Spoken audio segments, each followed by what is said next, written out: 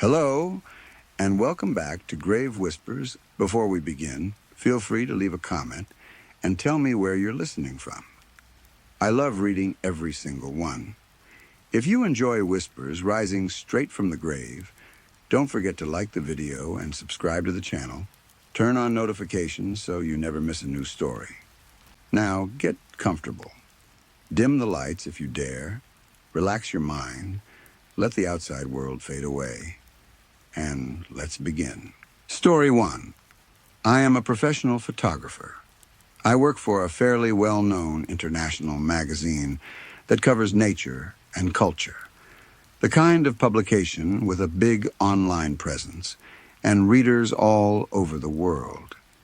The job has taken me to some incredible places over the years, remote corners of the planet that most people will never see in person. I have always considered myself lucky to do what I do. That feeling has only wavered once. Some time ago, I was scheduled to travel to the Arctic Circle for a summer expedition. The assignment was to photograph snow buntings, which are these beautiful, hardy little songbirds that live in some of the harshest conditions on Earth. The plan was straightforward. I would fly from Toronto to Gander International Airport in northern Newfoundland, and from there I would catch a small puddle jumper over to Fogo Island, where the real work would begin. My connection window in Gander was tight, about 40 minutes between landing and boarding the next flight. That window closed while I still had about 200 miles to go. I missed it. By the time my plane touched down at Gander, the puddle jumper was long gone, and there was nothing else flying out that night. I walked through the terminal and found it almost completely empty. I saw one ticketing agent behind the counter, and before I could even approach her, she disappeared through a door marked Employees Only. A security guard passed through the hall and exited through another door without looking at me. That was it. The whole building felt like it was in the process of shutting down for the night, like a living thing slowly closing its eyes. I walked over to the windows and looked outside. There was nothing to see, just darkness in every direction. Gander is not really a destination. It is a way station, a place people pass through on their way to somewhere else. The airport sits in the middle of dense forest, miles from anything. As I stood there looking out, I watched the fog roll in. It came slowly and silently, pressing itself against the glass like something trying to get inside. The airport does have a lounge and bar, and since I had nowhere else to go, I made my way there and sat down on one of the stools.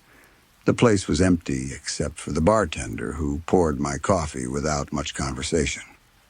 I pulled out my phone and tried to get a signal so I could search for a hotel or motel nearby, maybe an all-night diner, anywhere I could wait out the hours until morning.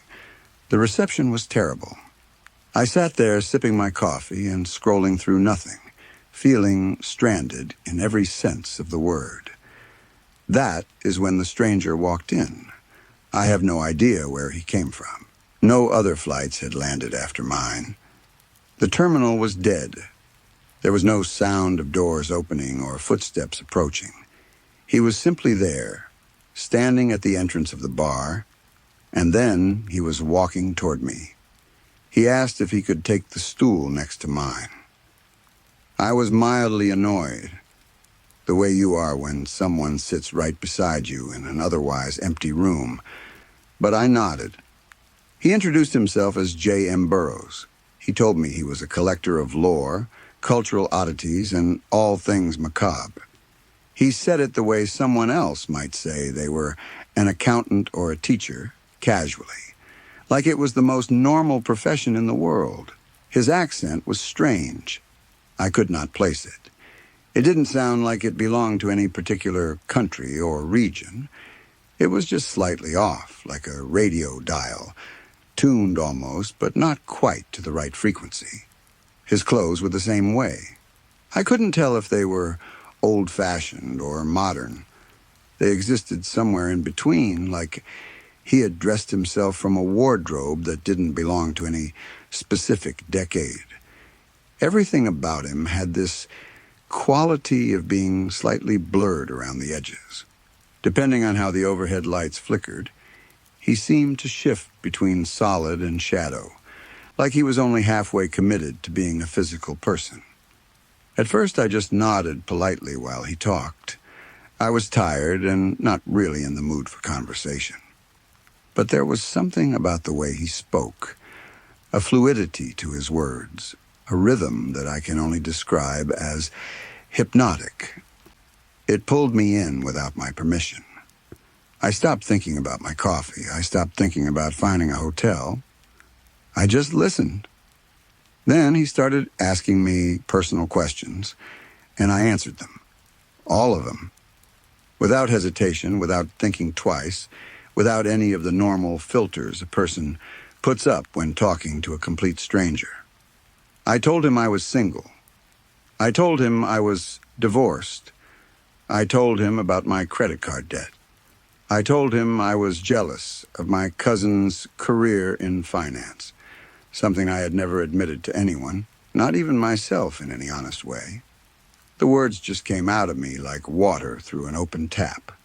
I couldn't seem to stop them. And stranger still, I didn't want to. But what interested him most was my work.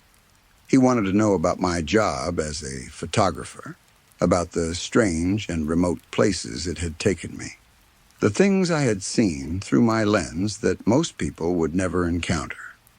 I told him about all of it. He listened with an intensity that made me feel like the most important person in the world and the most vulnerable at the same time. Finally, he set his drink down on the bar. I looked at the glass and realized I had no memory of him ordering it. I didn't remember the bartender pouring it. I didn't remember it being placed in front of him. It was just there, the same way he was just there. He turned fully on his stool to face me, and when he spoke next, his voice had changed. It was quieter, more deliberate, each word placed carefully like a stone being laid into a wall. "This town has little to offer," he said, "except for one of the most fascinating experimental theaters in North America. There is a performance tonight at midnight. It is about a curse that was forgotten, a muffled curse that is reborn. You would like to attend." He did not phrase it as a question. He did not ask if I was interested. He told me I would like to attend, and the sentence landed in my chest like a fact I had always known but forgotten until that moment. The next thing I remember, I was standing outside in the fog, next to the passenger door of a black car. I do not remember leaving the bar. I do not remember walking through the terminal. I do not remember stepping outside. I was simply there, standing beside this car in the cold, damp air, my hand already reaching for the door handle. The car itself was like everything else about Burroughs.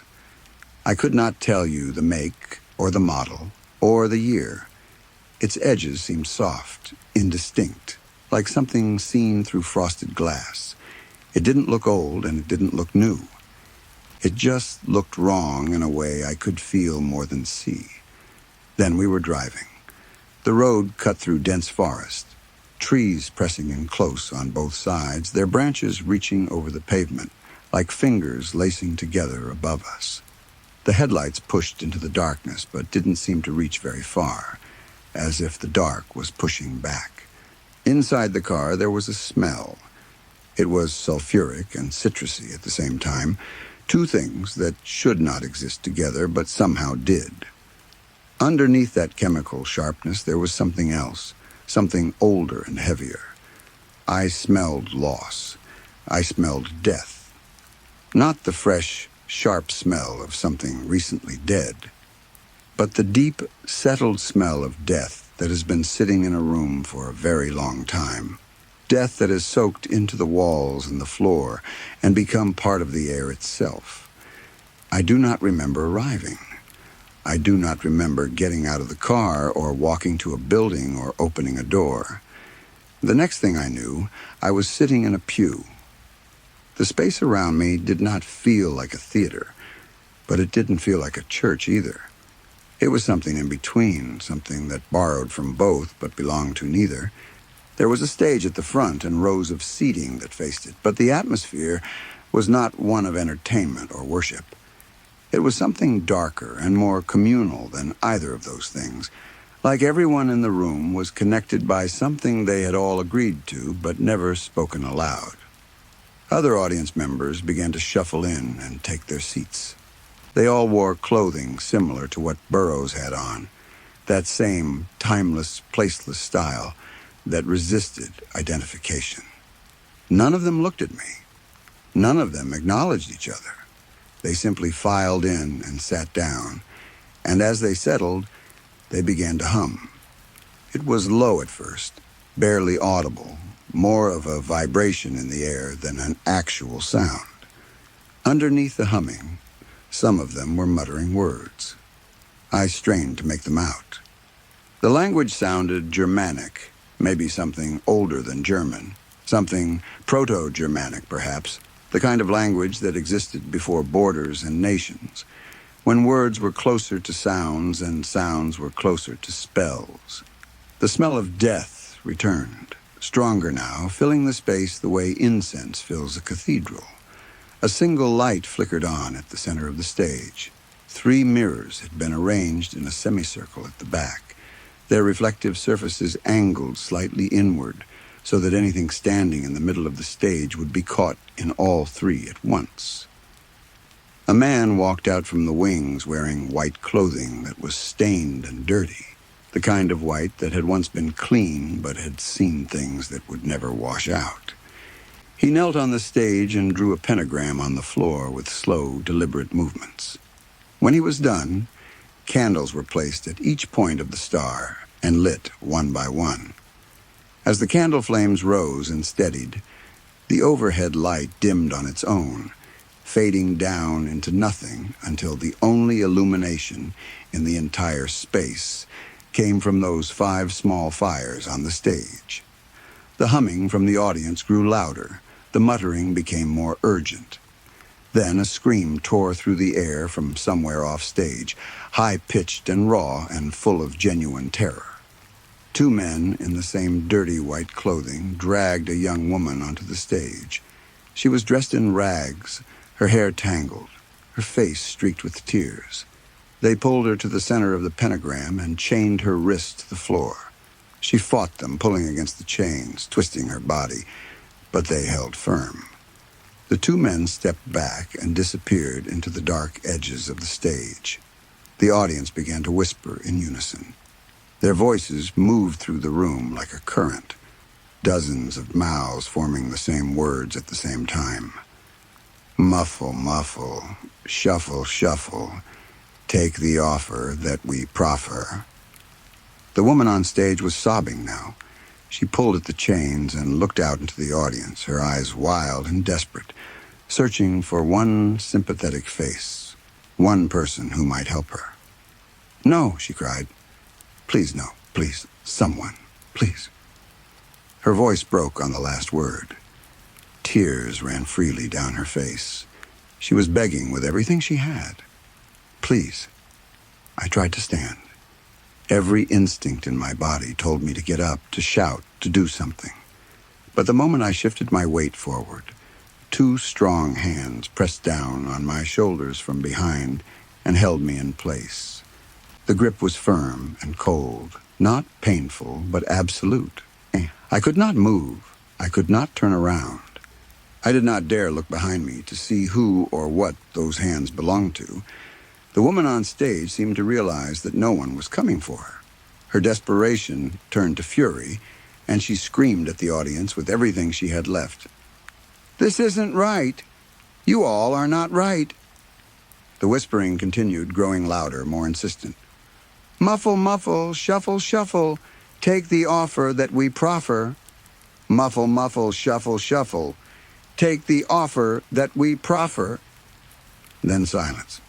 Total, absolute, crushing silence. The kind of silence that has weight and texture. The kind that presses against your eardrums and makes you aware of every beat of your own heart. For several seconds, nothing happened. The woman knelt in the center of the pentagram, her chest heaving, her chains clinking softly. Then one of the candles went out. Not flickered, not guttered.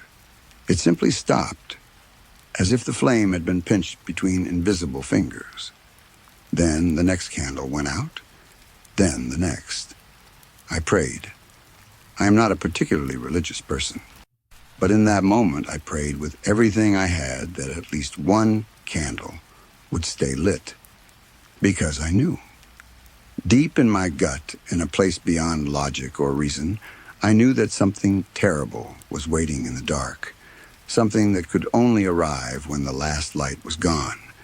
But even as I prayed, I knew it wouldn't matter. Not in this place, not with these people. A voice spoke directly behind me, so close I could feel the breath on the back of my neck. It was low and calm and carried that same blurred quality that everything about Burroughs seemed to have. Take out your camera. I did as I was told. My hands moved on their own. Turn off the flash. I turned off the flash. When darkness reveals itself, take the photo. My hands were shaking as I raised the camera to my eyes.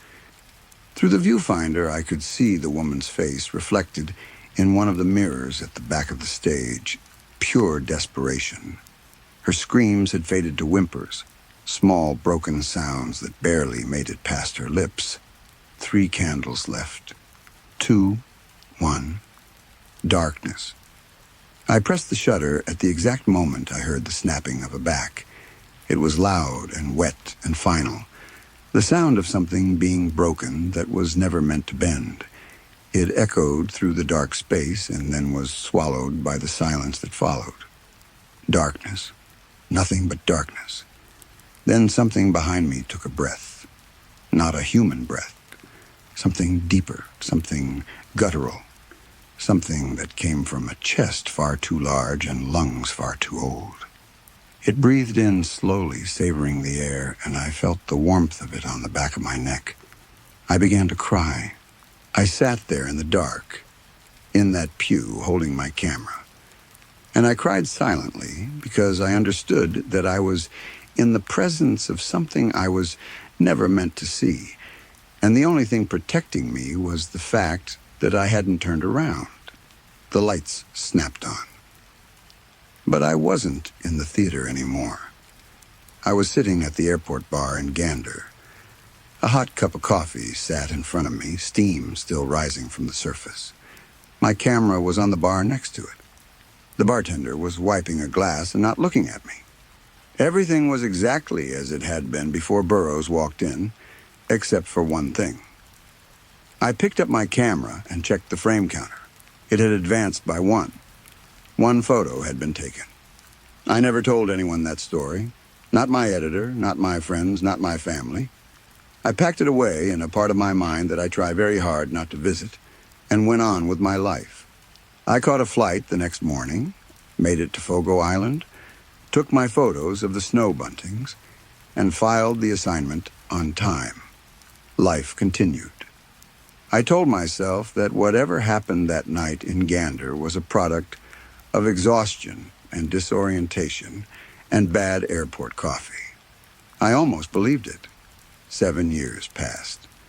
This morning, I walked into a used bookstore in New York City. I had about an hour to kill before a meeting at corporate headquarters, and I like browsing old bookshops when I have time. I was flipping through a stack of vintage postcards near the front of the store when I first noticed it. That smell, sulfuric and citrusy, sharp and sweet and wrong, cutting through the dusty paper smell of the shop like a blade. I looked around. No other customers seemed to notice it. No one else was reacting. It was just me. The smell grew stronger the deeper into the store I went. It pulled me forward, past the fiction shelves, past the history section, past the poetry corner, all the way to the back of the shop where the oldest and most forgotten books sat gathering dust on sagging wooden shelves. The stench seemed to originate from one book in particular, a slim, dusty volume wedged between two larger ones. I pulled it out and brushed the dust from the cover. The author's name was printed in faded letters, J. M. Burroughs. I opened the book, and a piece of scrap paper fell out and floated to the floor. I bent down and picked it up. Someone had written on it, in handwriting that was neat and deliberate and somehow familiar. Muffle, muffle, shuffle, shuffle, take the offer that we proffer. I put the book back on the shelf. I left the store. I walked 6 blocks to my meeting and sat through it without hearing a single word anyone said. It has been 7 years since that night at Gander, and I still have not developed the film. The roll sits in a drawer in my apartment. I have thought about throwing it away more times than I can count, but something prevents me from doing it. Every time I pick it up with the intention of tossing it in the trash, my hand stops. It just stops, the way your body stops you from touching a hot stove. Something won't let me get rid of it. But I can't develop it either. Something prevents that too. I have a dark room in my apartment. I have all the chemicals, all the equipment, everything I need. The process would take less than an hour. But every time I think about carrying that roll of film into the dark room, every time I imagine the image slowly appearing in the developing tray, rising up out of the liquid like something surfacing from deep water, my whole body goes cold and my mind fills with the sound of a back snapping in the dark. I can't develop the film. I can't throw it away. It just sits there in that drawer, waiting. The same way Burroughs was waiting at that bar. The same way whatever was behind me in that theater was waiting in the dark, patient and still and certain that eventually one day I will open the drawer and make my choice. I can't develop the film. I can't. Story 2. I found out at work that the marks on my back were shaped like a child's hand. That is not me trying to make the story sound worse after the fact. That is not some dramatic exaggeration I came up with later to make people pay attention. Mei Chen from accounting saw them first. We were standing in the break room, both of us waiting for the coffee machine to finish its slow, gurgling cycle. I thought she had stopped behind me because there was a piece of lint on my shirt or because my collar had folded over the wrong way. People do that sometimes. They notice a small thing on your clothes and they hover for a second, deciding whether to say something or just leave it alone. Then she reached out and pulled my collar down, just enough to see the skin below my shoulder blades, and she said, very quietly, almost whispering, that it did not look like an adult had grabbed me. May and I were not close. She worked in finance on a different floor, and on most days, our entire relationship consisted of a polite nod in the elevator. Maybe a hello if we happened to be the only 2 people waiting for the doors to open. That morning, she stood behind me for so long that I turned around and asked her if something was wrong. She looked at my face for a moment and then asked me if I had let a child ride on my back recently. I laughed because the question was so completely out of place. It was such a strange thing to ask a coworker you barely knew. But she had a reason for asking it, even though I did not understand that yet. I had been hunched over for weeks by that point, and people at the office had started to notice. My manager pulled me aside one afternoon and asked if I was coming down with something. A guy from the design team told me I looked like someone who had slept in an airport chair for 2 nights straight. That was actually close to what I had been telling myself anyway. Jet lag. A bad mattress. The kind of stiffness that comes from traveling and sitting on planes and dragging luggage through terminals. Getting older, normal reasons. The kind of reasons you can say out loud in a professional environment without anyone giving you a strange look. May did not laugh with me. Her face stayed completely still while I smiled at her. And then the smile died on my lips because I realized she was not joking around. She told me to go into the restroom, stand in front of the mirror, and look at my back. She said not to rub the marks. I still thought she was overreacting as I walked down the hallway. I pushed open the restroom door and stood in front of the sink. I twisted my neck far enough to the side that it actually hurt, craning around to see my own back in the fluorescent-lit mirror. There were 4 little ovals below my left shoulder blade. They were too evenly spaced to be a bruise from bumping into a doorknob or the edge of a table. They were too small and too round to be marks from backpack straps digging into my skin. Lower on the right side, near my ribs, there was a darker, blunter mark that looked like a knee, like the hard point of a small knee pressed into the soft spot between my ribs. I know that bruises can look like anything if you stare at them long enough. Your brain finds patterns in everything. But the very first image that came into my head, before I had time to talk myself out of it, was a child clinging to my back, one small hand gripping my collar, one knee pressed into my ribs for balance, the way a sleepy kid holds onto an adult who is carrying them. I do not have children. I had not carried anyone's child. I had not been around kids at all. I had not even gone to the gym since before my trip, unless you count dragging a heavy suitcase through an airport connection as exercise. I pulled out my phone and took photographs of the marks because I wanted proof that May had simply scared me into seeing shapes that were not really there, but the shapes were even clearer in the photographs. The camera saw them better than my twisted neck, and the bad bathroom lighting had allowed me to. 4 finger marks and a knee, plain as anything. When I got back to the break room, my coffee had gone cold in the mug. May was still sitting there. She did not ask me where I had traveled. She did not ask me if I had eaten something bad or slept in a strange position. She looked at my face, read whatever was written on it, and asked me a question I was not expecting. She asked me if I had bought anything old while I was away.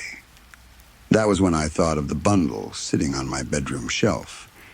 It had not been something I planned to buy.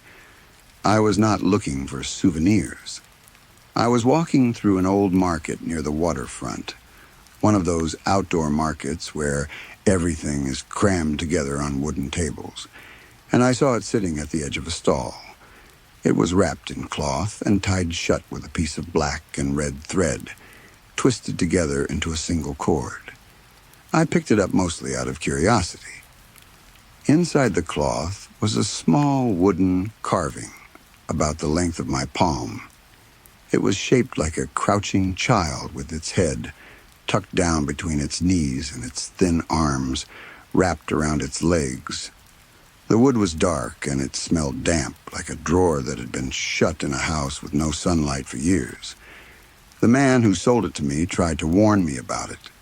The market was loud, crowded, full of people shouting over each other and music playing from a speaker someone had hung on a pole.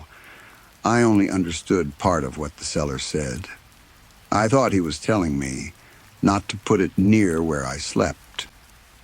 Then he tapped the cloth bundle with his fingernail and said 2 words in English, clearly and deliberately, like he had practiced them. No mirror. I nodded and paid him and put the bundle in my bag and did not think about it again until I got home. I kept it on the shelf in my bedroom for almost 3 weeks. By the time May asked me about it that morning in the break room, the thread around the cloth had gone so tight that it was biting into the fabric, leaving little creases where it pressed down. And the figure inside felt lighter than it had when I first picked it up at the market. Not dramatically lighter, not hollow, but different. like something had shifted, like weight had moved from one place to another. I still tried normal explanations first. I am not the kind of person who jumps to supernatural conclusions. I went to a doctor near my office, a general practitioner I had seen once before for a sinus infection. She was professional and thorough. She asked me if I had changed my pillow recently, if I had been under unusual stress at work, if I spent all day sitting at a desk. Yes, yes, and yes. She pressed 2 fingers along the muscles in my neck and told me everything was very tight. She gave me a printed list of stretches I could do at home and told me to stop reading medical websites at 3 in the morning because all it would do was convince me something was seriously wrong when it probably was not. For 2 days, I followed her advice. I did the stretches every morning and every night. I slept with a towel rolled up under my neck for support. I stopped drinking anything after dinner so I would not wake up in the middle of the night. I put my phone across the room on the dresser so I would not be tempted to scroll through my screen before bed. The sleep tracking app on my phone said I got just over 8 hours on the second night. That should have been a good thing. It should have meant I was getting better. I woke up with my face buried in the pillow, both of my hands completely numb underneath my body, and my shirt twisted around backward, like someone had been pulling the collar while I slept. The fabric was bunched up at the back of my neck and stretched tight across my throat, like something had been gripping it, like small fingers had wound themselves into the cotton and held on. That morning, there was a new mark under my right shoulder blade, fresh, dark purple against my skin. I did not tell May right away. I'm not proud of that. Part of me did not want to be the kind of person who ran to a coworker with a vacation souvenir because she had made him nervous with some vague comments in the break room. I wanted to be rational about it. I wanted to be normal. So I waited until lunch when half the floor had left for restaurants and sandwich shops and the office was quiet. I took the bundle out of my backpack. I had been carrying it with me all morning, wrapped in a plastic grocery bag, stuffed into the bottom of my bag between my laptop charger and an umbrella. May's face changed the moment she saw the bundle on the table between us. She had not even touched it yet. She had not opened the cloth or seen the wooden figure inside.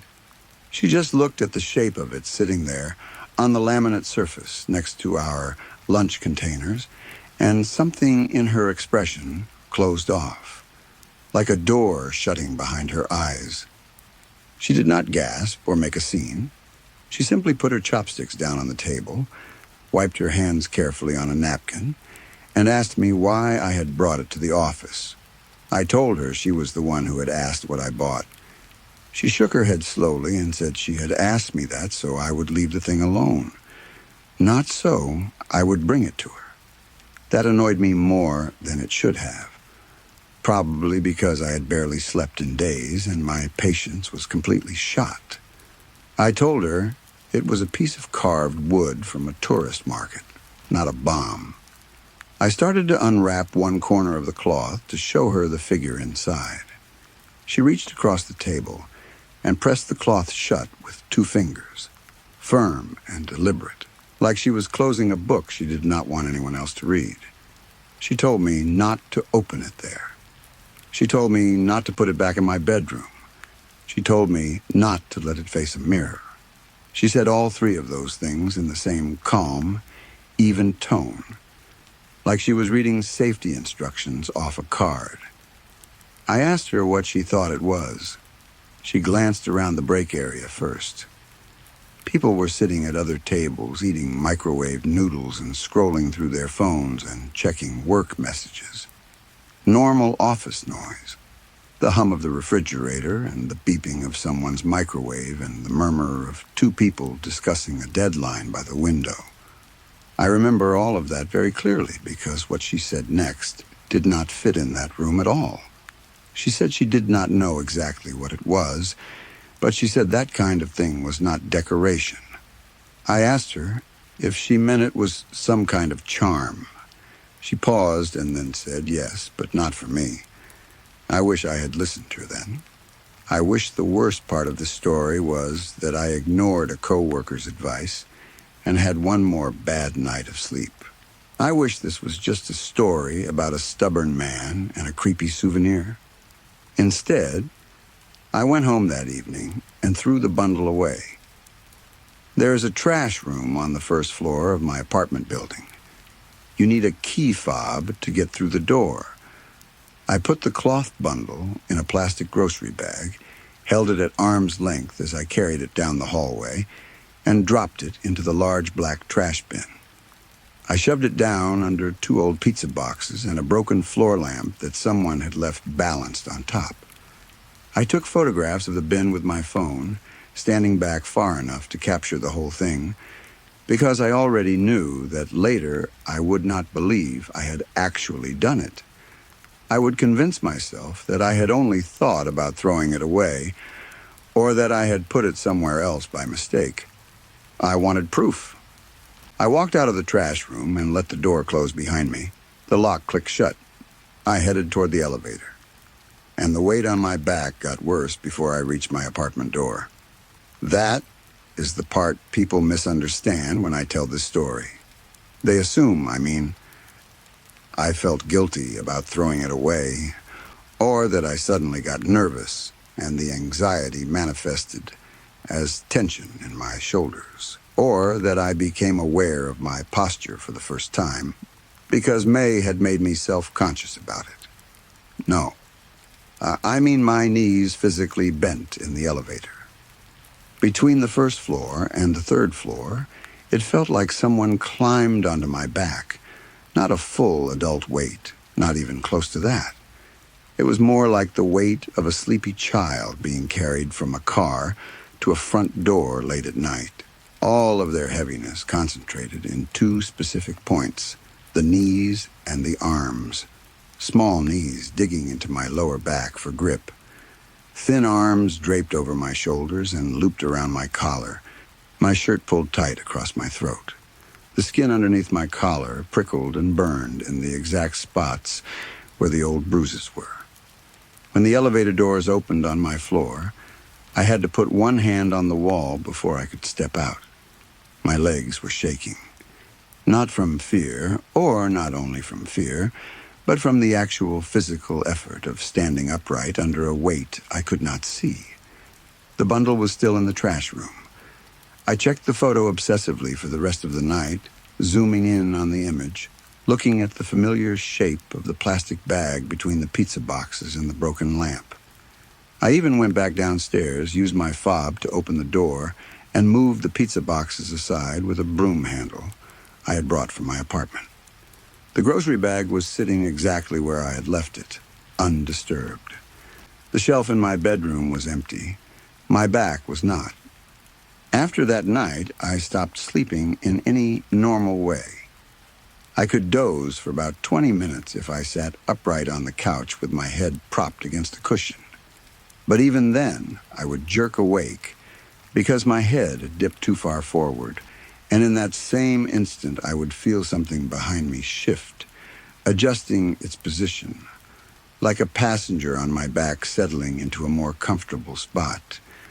Lying flat was much worse. The moment my shoulders touched the mattress, the pressure would spread across my back, warm and close and sickeningly intimate, like small limbs finding their familiar places and settling in for the night. Thin arms sliding over my collarbones, small knees pressing into my ribs, a weight between my shoulder blades that felt like a head resting against my spine. I moved the mirror out of my bedroom first. It was a full-length mirror on a cheap wooden stand, and I carried it into the hallway closet and shut the door. Then I covered the bathroom mirror with a towel, draping it over the top edge of the frame so the glass was completely hidden. Then I forgot one morning. I had woken up before my alarm because I smelled sour. That is what happens when you barely sleep for a week and spend your nights sweating through your sheets on the couch. I dragged myself into the bathroom and turned on the shower, standing under the hot water for a long time, letting the steam fill the small room. When I got out, the entire bathroom mirror was fogged over, a wall of white condensation covering every inch of the glass. I wiped a small, clear patch with my palm, just big enough to see my own face. I shaved badly, cutting myself twice. I brushed my teeth. I leaned down to rinse my mouth in the sink.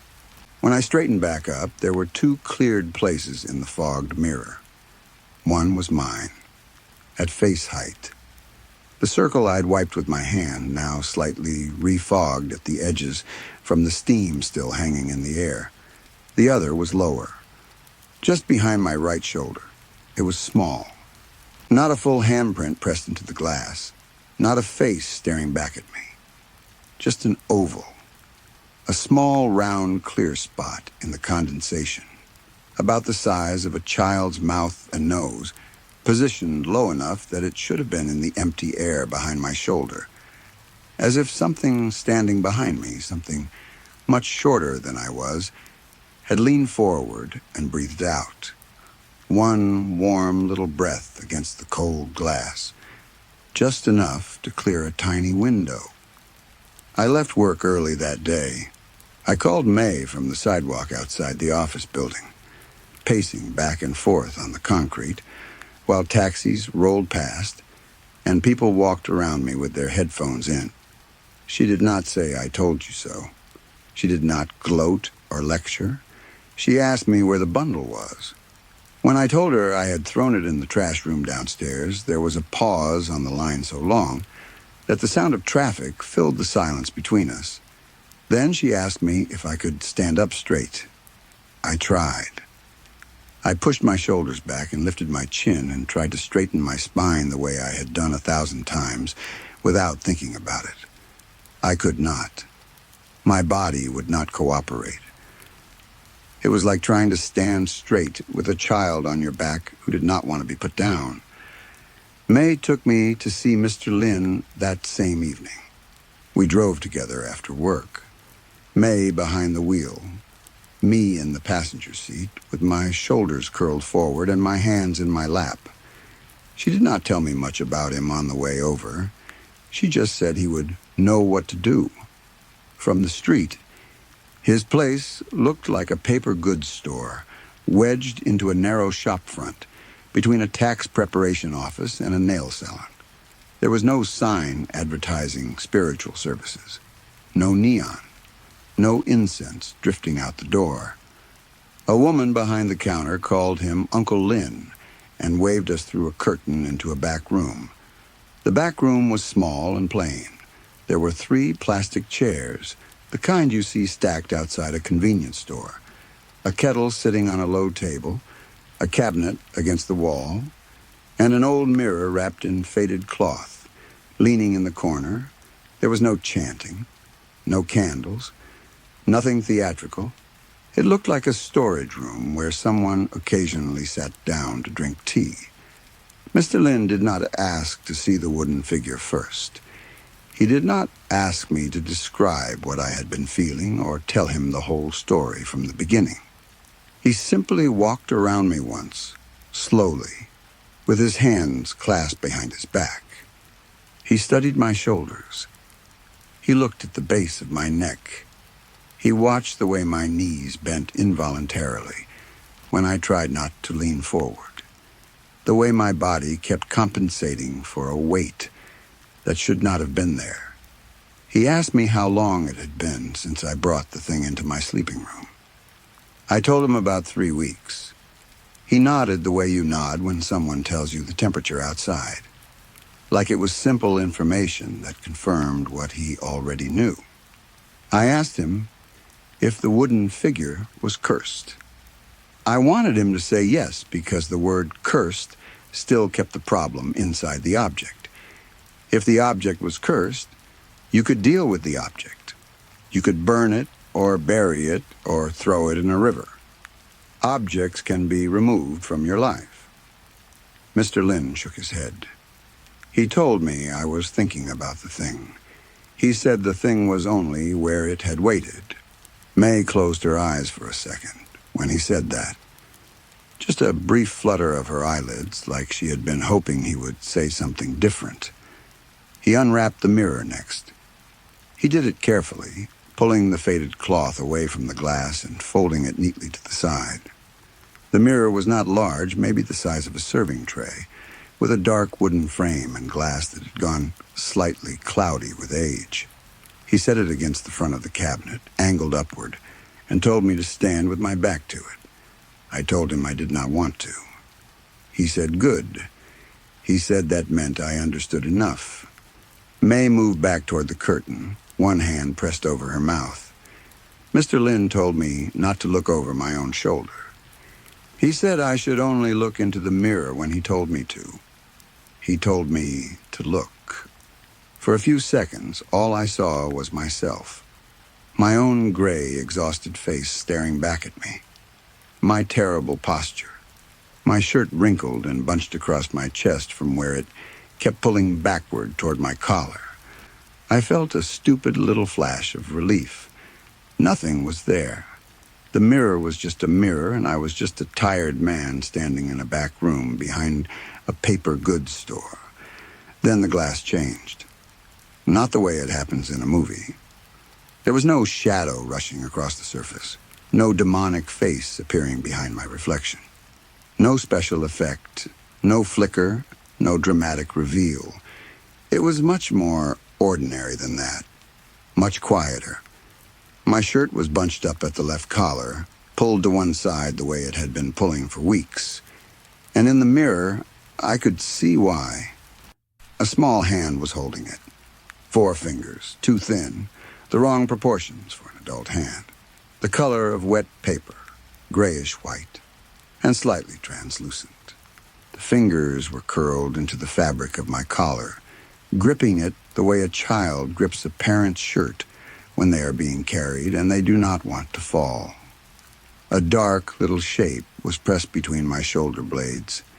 It was crouched there, with its knees tucked up against my back, compact and still, like it had found a comfortable position a long time ago and had no intention of moving.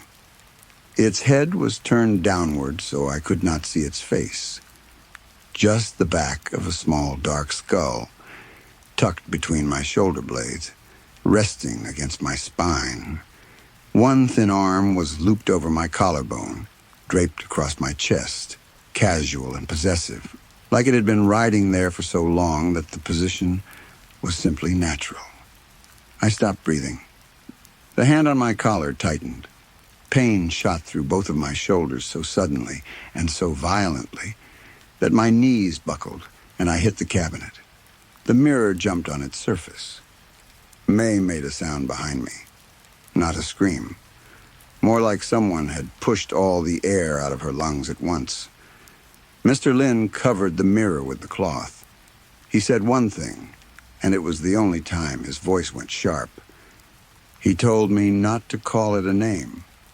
"Do not give it a name," he said. He said it firmly, like a father warning a child away from something dangerous. I sat down in one of the plastic chairs. I was shaking so badly that the legs of the chair were clicking against the floor in a rapid, pathetic little rhythm. Mr. Lin poured hot water from the kettle into a paper cup and made me hold it with both hands. The warmth seeped into my palms and my fingers, and I just sat there, gripping that cup like it was the only solid thing in the world. He asked me questions. Had the seller warned me about the bed? Had there been a mirror near the shelf where I kept it? Had anyone else slept in my bedroom since I came home from the trip? No. Then he said the part that I had been trying very hard not to understand. The part my brain had been circling around for days, refusing to land on. He told me I could not give it back by throwing the wood away. He said I had already carried it out.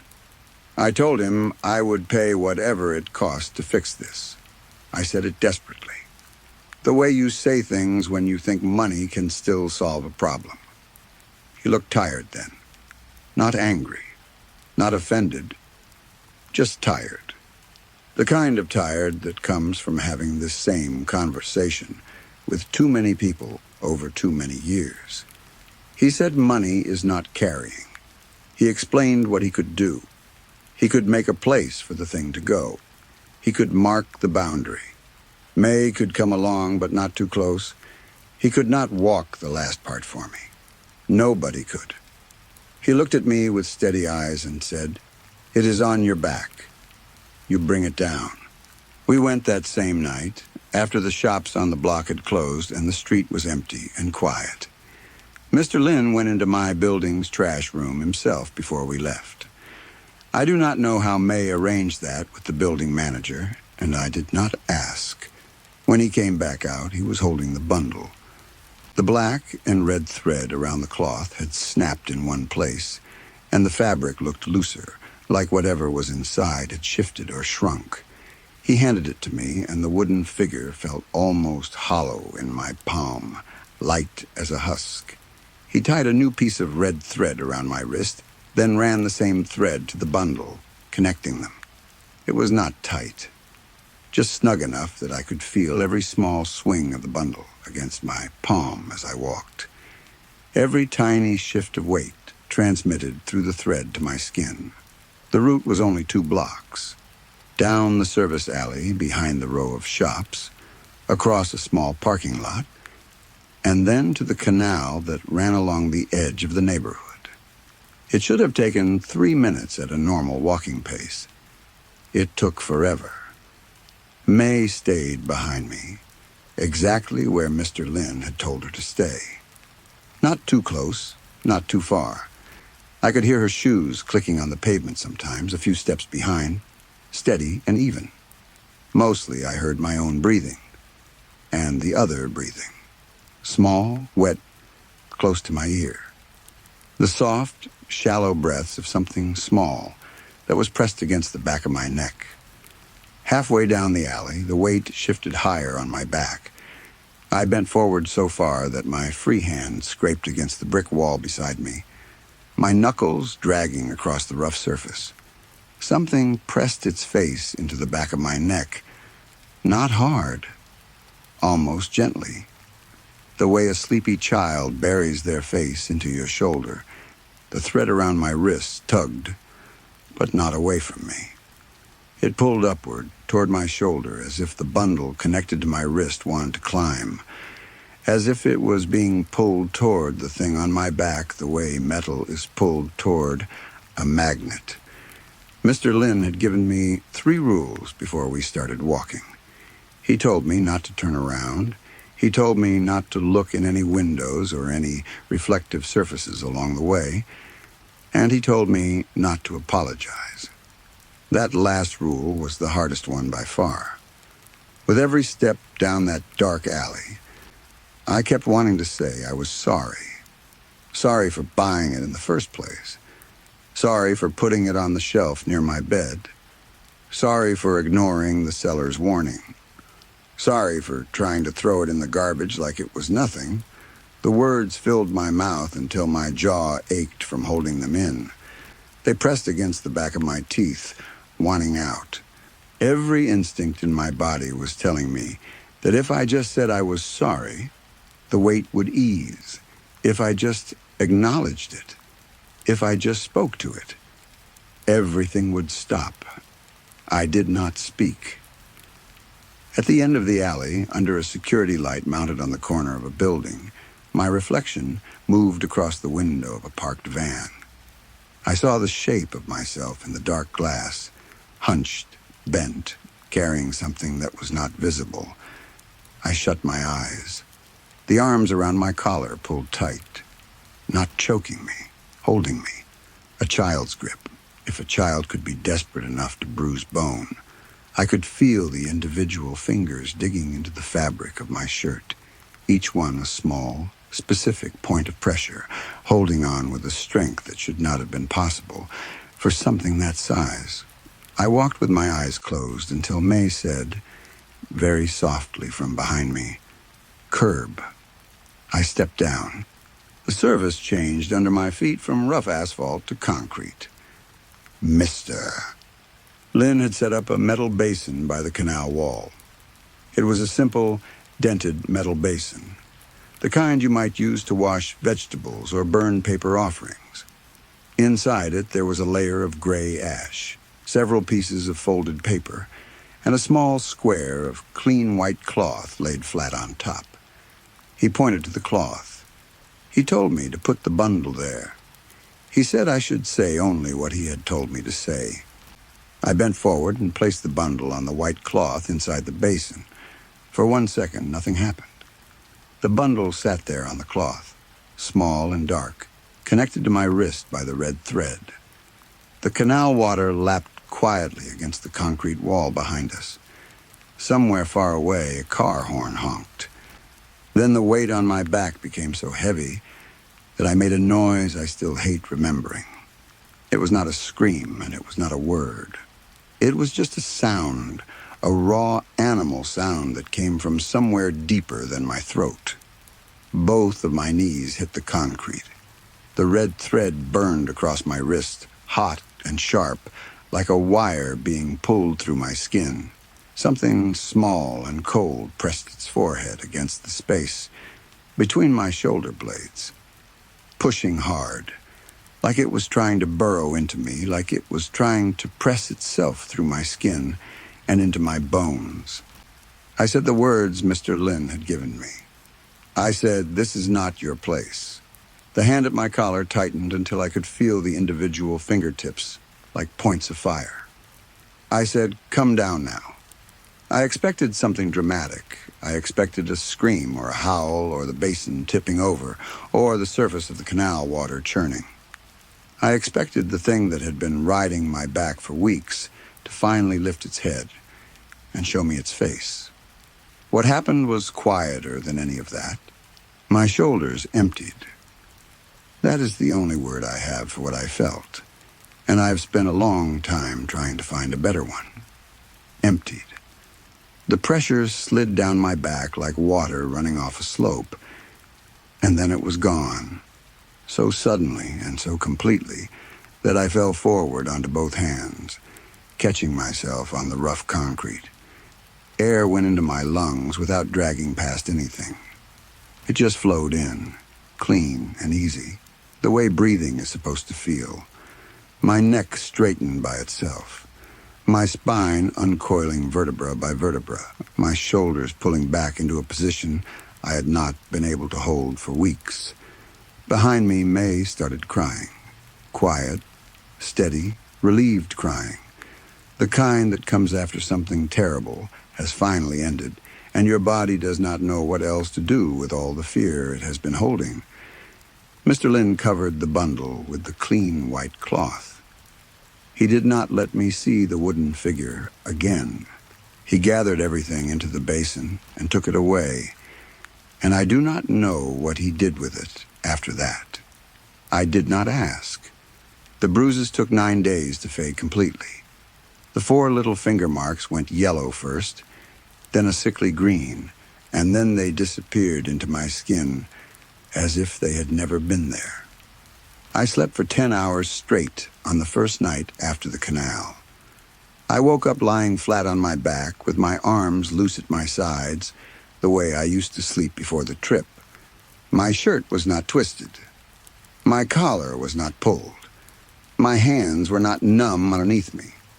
I just woke up, rested and warm, blinking at the morning light coming through the window, and for a few seconds I did not remember any of it. Then I did, and I lay there for a long time, just breathing. At work, people stopped asking if I was sick.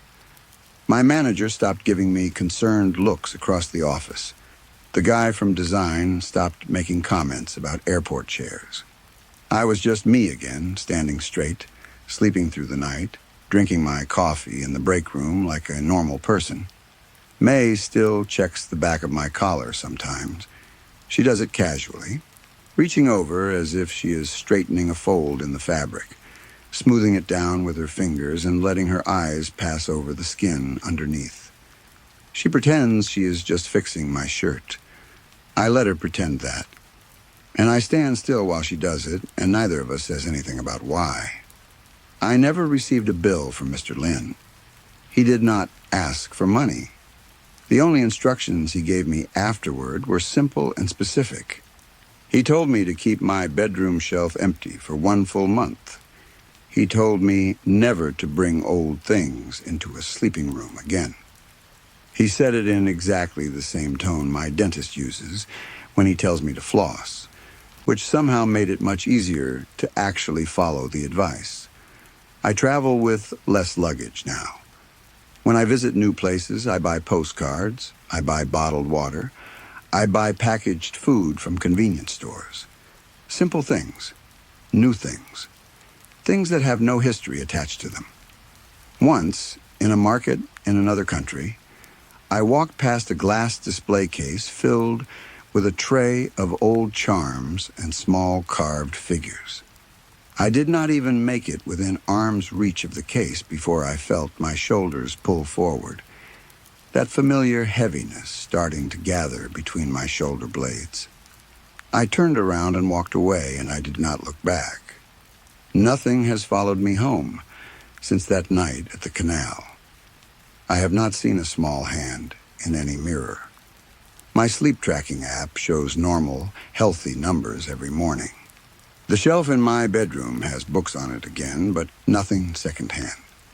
Nothing wrapped in old cloth. Nothing tied with thread. Nothing I do not fully understand. People bring things home from their travels all the time. Most of those things are just things. A wooden mask, a piece of pottery, a bracelet from a street vendor. They sit on shelves and collect dust and remind you of a nice trip. They are harmless, most of them. But if you are ever standing in a market somewhere far from home, and someone is selling you something old, something small, something carved or wrapped or tied shut, and that person looks you in the eye and tells you not to put it near your bed or not to let it face a mirror, do yourself a favor. Believe them the first time. Story 3. I spent 6 years working as a maintenance tech for the city's subway system. When I first started, I thought the job was about as straightforward as it gets. Swap out burnt light bulbs, check the wiring, patch up the occasional water leak, fill out some paperwork, go home. Simple stuff. But working down there in that thick, absolute darkness teaches you something very quickly. The underground does not operate by the same rules as the surface. It never has. Whatever world exists down below those streets, it is older than anything we built on top of it. And it is far less forgiving. My name is Tyler. I didn't take the job because I had some fascination with tunnels or trains or the hidden guts of the city. I took it because the pay was good and I needed the money. That was the whole story. While normal people spent their days walking around under the sun, I would lose all sense of time the moment I stepped below ground. Down there is no daylight. There are no clocks that matter. There is only sound, the drip of water, the hum of old wiring, the distant rumble of a train 3 tunnels over. And sometimes, worse than any sound, there is the complete and terrifying absence of it. My partner was a guy named Miller. He was about 10 years older than me, his hair going gray way too early, his skin permanently stained with that dusty, colorless film that the subway leaves on everything it touches. He knew those tunnels the way most people know their own house. Every turn, every junction, every dead end, every alcove where the walls got a little too close. The strangest thing about Miller was that he never asked questions. Not about the job, not about the things we sometimes heard in the dark, not about the rumors the other guys traded in the break room. He just worked and kept his mouth shut. I used to think it was cowardice. I used to think he was just the kind of man who didn't want to know. It took me a long time to realize it wasn't cowardice at all. It was survival instinct. Pure and sharp and practiced over years of learning exactly which doors you don't open. The day they assigned us to the Black Line, every conversation in the locker room stopped. That name was not a joke among the transit workers. It was never said loudly. It was always spoken carefully, in low voices, the way you might mention something you don't want to accidentally summon. The Black Line was a tunnel system that had been built in the 1920s, shut down after an unexplained cave-in, wiped from the official transit maps, and stamped with documentation that essentially said it didn't exist.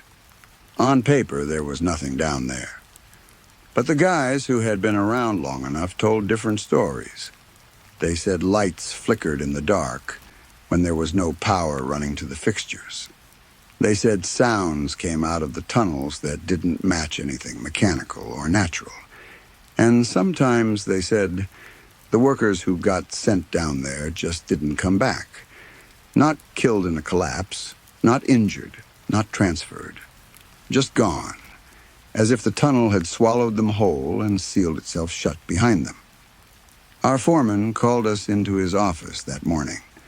He was a big man, thick hands, tired eyes, the kind of guy who had seen enough to stop being surprised by anything. He tossed a yellowed, faded blueprint onto his desk. The paper was so old it crackled when it unfolded. He looked at us, looked at each one of us individually, and said just one thing. There is only one rule down there. Absolute silence. No talking unless it is necessary. No joking around. And for the love of God, whatever you do, do not whistle. I smirked when he said it. Miller just nodded, slow and quiet, like a man agreeing to terms he had agreed to many times before. Like everyone else hearing that kind of warning for the first time, my brain immediately started looking for a logical explanation. Acoustics, gas leak risks, pressure differentials in old tunnels. There had to be a rational reason for the rule, some practical safety concern dressed up in dramatic language to make sure the new guys took it seriously. Human beings love doing that. We love inventing logic because it is so much easier than sitting with the possibility that something genuinely terrible exists just beyond what we can explain. But the Black Line doesn't care about logic. There were 4 of us heading down that day. Me, Miller, and 2 other techs named Jackson and Lee. We loaded into a rusty utility elevator that looked like it had been installed around the same time as the tunnels themselves. The lift rattled and groaned as it descended, shaking so badly it felt less like a mechanical ride and more like something beneath the earth was pulling us down into its throat. The air changed fast. It got heavier, thicker, carrying the smell of ozone and wet iron, the kind of rust that doesn't come from pipes, but from something much older rotting in the walls. Jackson looked down at his phone and laughed. Man, if they've got Wi-Fi down here, I might just move in. Save a fortune on rent. Lee gave a nervous chuckle. Stay down here for 10 minutes, and you won't even remember what the word Wi-Fi means. Miller didn't laugh. He leaned against the metal wall of the elevator with an unlit cigarette between his teeth, chewing on it slowly, his eyes locked on the doors like he was watching for something to come through them. I looked over at him. You always this quiet? He shrugged without taking his eyes off the doors. Silence is part of the job down here. Jackson grinned and leaned forward, his voice bouncing off the metal walls. So what you're saying is, if someone calls my name down there, I shouldn't answer? Come on, man. That's just rude to the subway goblins. Miller's eyes shifted to Jackson, and the look in them was cold enough to drop the temperature in the elevator by 10 degrees. Pray that nothing calls you. The entrance to the Black Line was a heavy iron door covered in rivets and old welds. Someone had painted words across it, a long time ago in red paint that had faded and darkened until it looked almost exactly like dried blood. The words read, "Restricted access, structural instability." The letters were uneven, painted in a hurry by someone who probably wanted to get away from that door as quickly as possible. Jackson slapped the iron with his open palm. Classic. Every cheap horror movie starts exactly like this. Lee swallowed and shifted his weight. Yeah, right before the monster jumps out. We unlocked the heavy deadbolts and shoved the door open. It groaned like something that didn't want to move, like something that had been holding itself shut on purpose. Inside, there was nothing.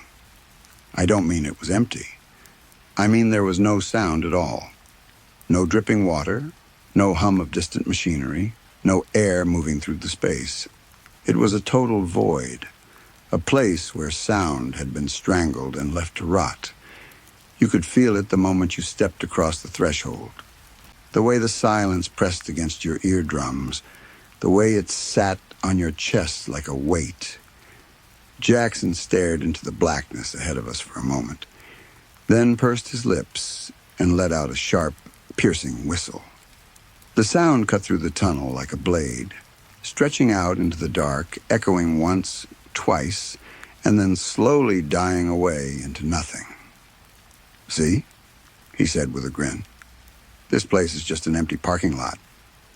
Miller moved so fast I barely saw it happen. He grabbed Jackson by the collar and slammed him hard against the brick wall, pinning him there with one hand. "Do not whistle."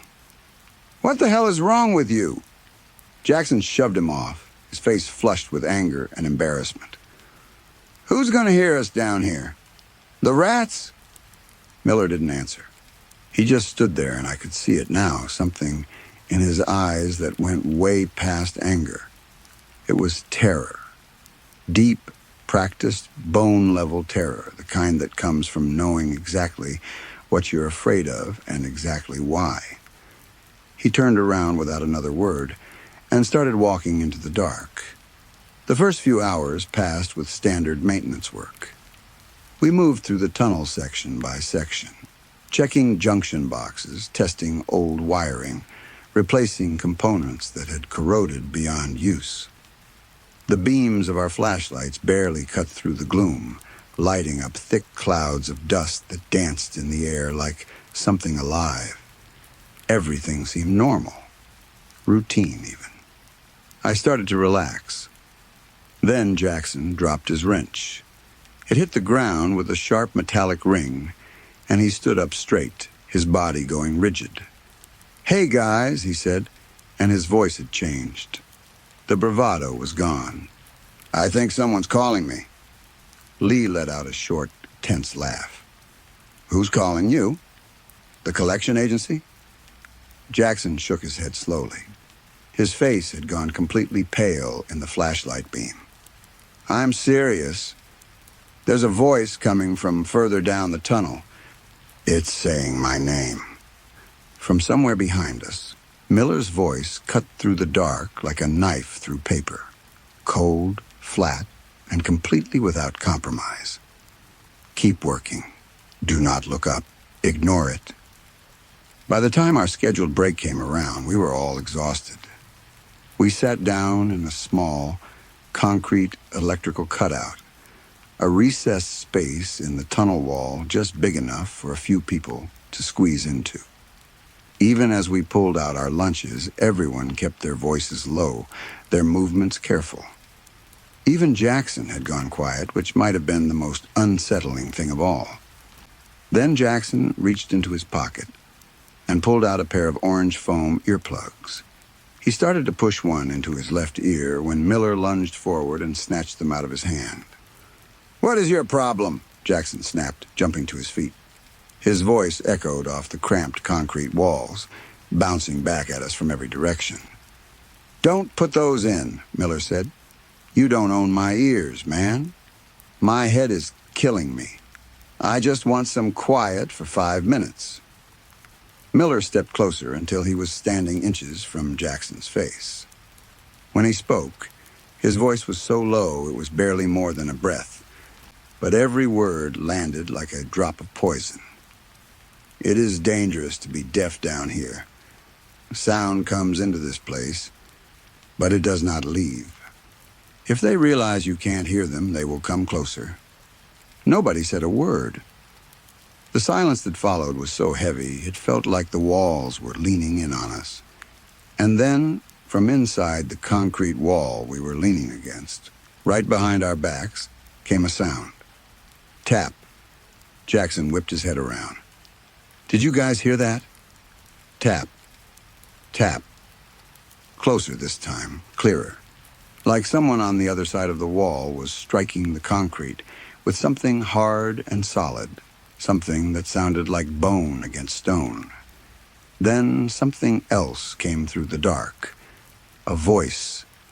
It sounded human, or at least it was trying to. But the words were wrong, garbled and mangled, like someone attempting to speak with their mouth packed full of wet dirt, choking on every syllable. The voice grew slightly clearer, and 3 words pushed through the static of whatever was producing them. We're here. Every hair on my arm stood straight up. Lee took a step back, his flashlight trembling so badly. The beam danced across the walls like a strobe. No way. That's just an echo. It's our own voices bouncing back, right?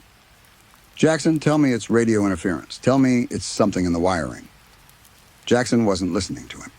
He was staring at the wall, his eyes glassy, his body swaying slightly forward like something was pulling him. He took a step toward the concrete. Who's out there? He yelled into the wall. Stop! Miller lunged for him, but he was too late. Jackson pressed his ear flat against the freezing concrete. 1 second passed. 2 seconds. The expression on Jackson's face shattered. The last trace of his smirk dissolved. His eyes went wide, the pupils dilating until there was almost no color left. His mouth fell open. They say they know us, he whispered. What are they saying? I asked. My heart was slamming against my ribs so hard I could feel it in my teeth. Jackson stared straight ahead into nothing. It's my mom's voice, he said. She's calling my name. She's telling me it's so cold inside. Miller grabbed him by the front of his jacket and threw him to the floor. Jackson hit the concrete hard and skidded backward. What the hell are you doing? Jackson screamed. Miller stood over him, his teeth clenched so tight the muscles in his jaw were twitching. They don't want you. They want your answer, and you just gave yourself to them. Behind the wall, the noise erupted. It wasn't just one voice anymore. It was several, maybe dozens, all whispering at once, layered on top of each other like pages in a book being flipped too fast to read. Wet, raspy laughter leaked through the concrete, and underneath it, the sound of fingernails dragging slowly across stone, scratching from the inside of the wall like something trying to claw its way through. The sounds came from every direction, the walls, the ceiling, the floor, the tunnel stretching out behind us. We were completely surrounded by it. Then, instantly, it stopped. All of it, every voice, every scratch, every whisper, cut off at once like someone had severed a wire. The silence that rushed in to fill the void was worse than the noise. It was thick and dead and absolute. The kind of silence that doesn't just mean nothing is making a sound, but that something has deliberately chosen to stop. Our flashlights began to flicker. The beam sputtered, dimmed, brightened for a fraction of a second, then dimmed again.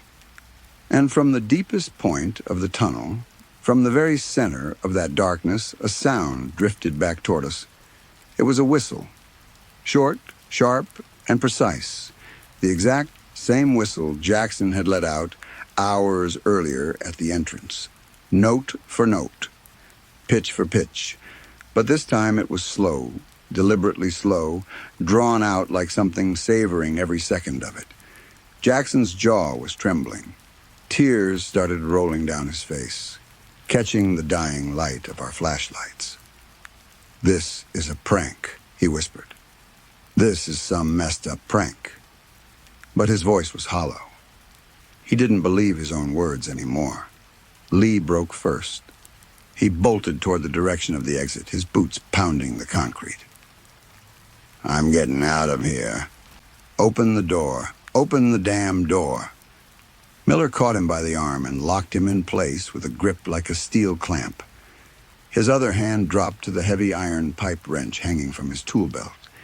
He didn't draw it, but his fingers wrapped around the handle and stayed there.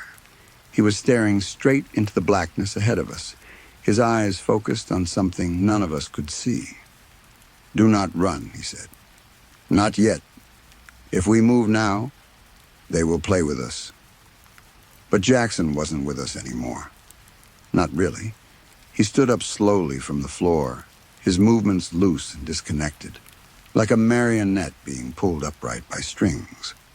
His eyes were open wide, but they were completely blank, empty of recognition, empty of thought. He looked right through me, right through Miller, right through everything in front of him, and stared into the pitch-black void behind us. "My mom is crying," he said softly. "She's all alone. I can't leave her down there." He took a step forward, straight into the dark. "Jackson, stop!" I lunged for him, but Miller threw his arm across my chest like an iron bar and held me back. "It's too late, Tyler," Miller said quietly. He answered. Jackson walked into the shadows. The beam of his flashlight bounced frantically against the brick walls for a few seconds, shrinking as he moved further away, and then it died. Just went out, as if something had closed a hand around it. A moment later, a sound came from the darkness where he had disappeared. It was wet and heavy and wrong, the sound of something enormous, tearing raw meat away from bone with slow, deliberate force. There was no scream. Jackson didn't cry out. There was just a single wet gasp, and then the sound of bones snapping, one after another, like someone methodically breaking sticks. Lee dropped to his knees. He pressed both hands over his mouth, but the terror inside him was stronger than his grip. A scream ripped out of him, high and raw and filled with every ounce of fear a human body can produce. "Jackson!" That was the worst thing he could have done. Before the echo of Lee's scream even finished bouncing off the walls, the darkness answered. Dozens of voices erupted from every direction at once, all of them using Lee's exact voice, his exact pitch, his exact inflection, but twisted and warped and stretched into something mocking and inhuman. "Jackson! Jackson!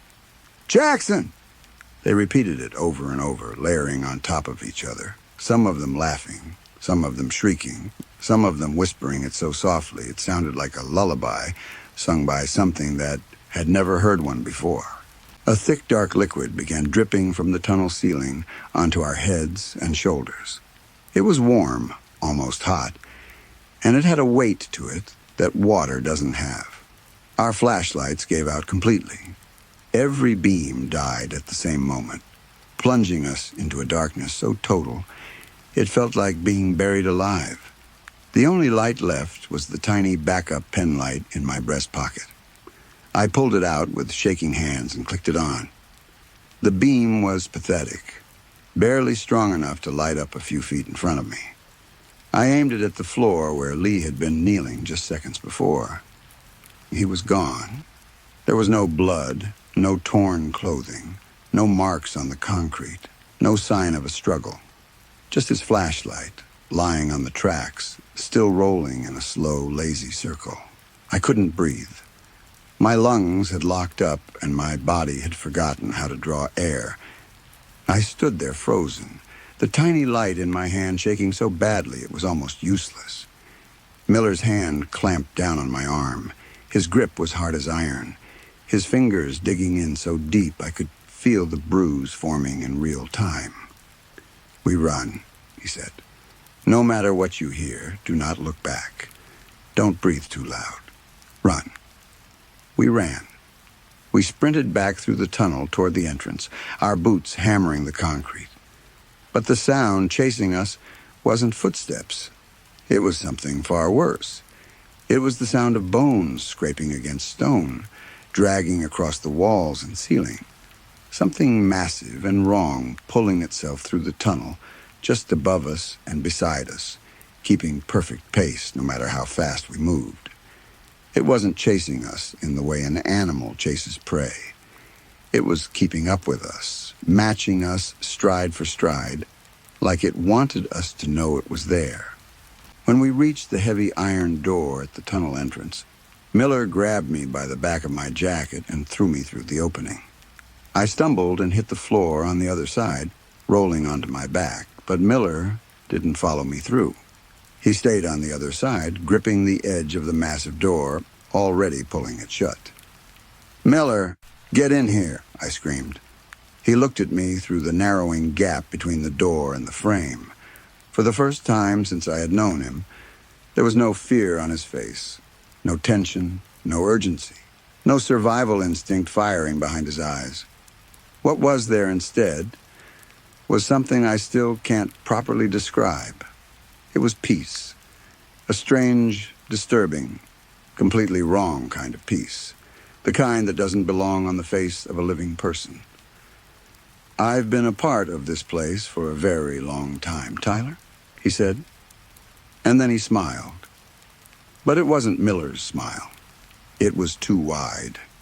The corners of his mouth stretched further than a human mouth should be able to stretch, pulling back toward his ears, showing too many teeth. It was a grin that had nothing to do with happiness or relief or even cruelty. It was the grin of something wearing a face it had borrowed, something that had been pretending for so long it had almost forgotten it was pretending, but not quite. Behind him, in the darkness of the tunnel, shapes began to materialize. Faces, dozens of them, pale and hollow and empty, floating in the black like lanterns. Every single one of them was wearing the same smile. Miller's smile.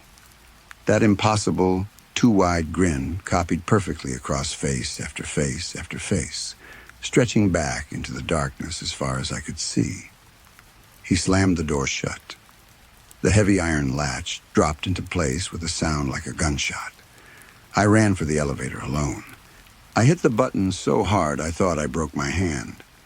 As the doors began to slide shut, I heard the iron door below me splinter apart, the sound of thick metal being torn like paper.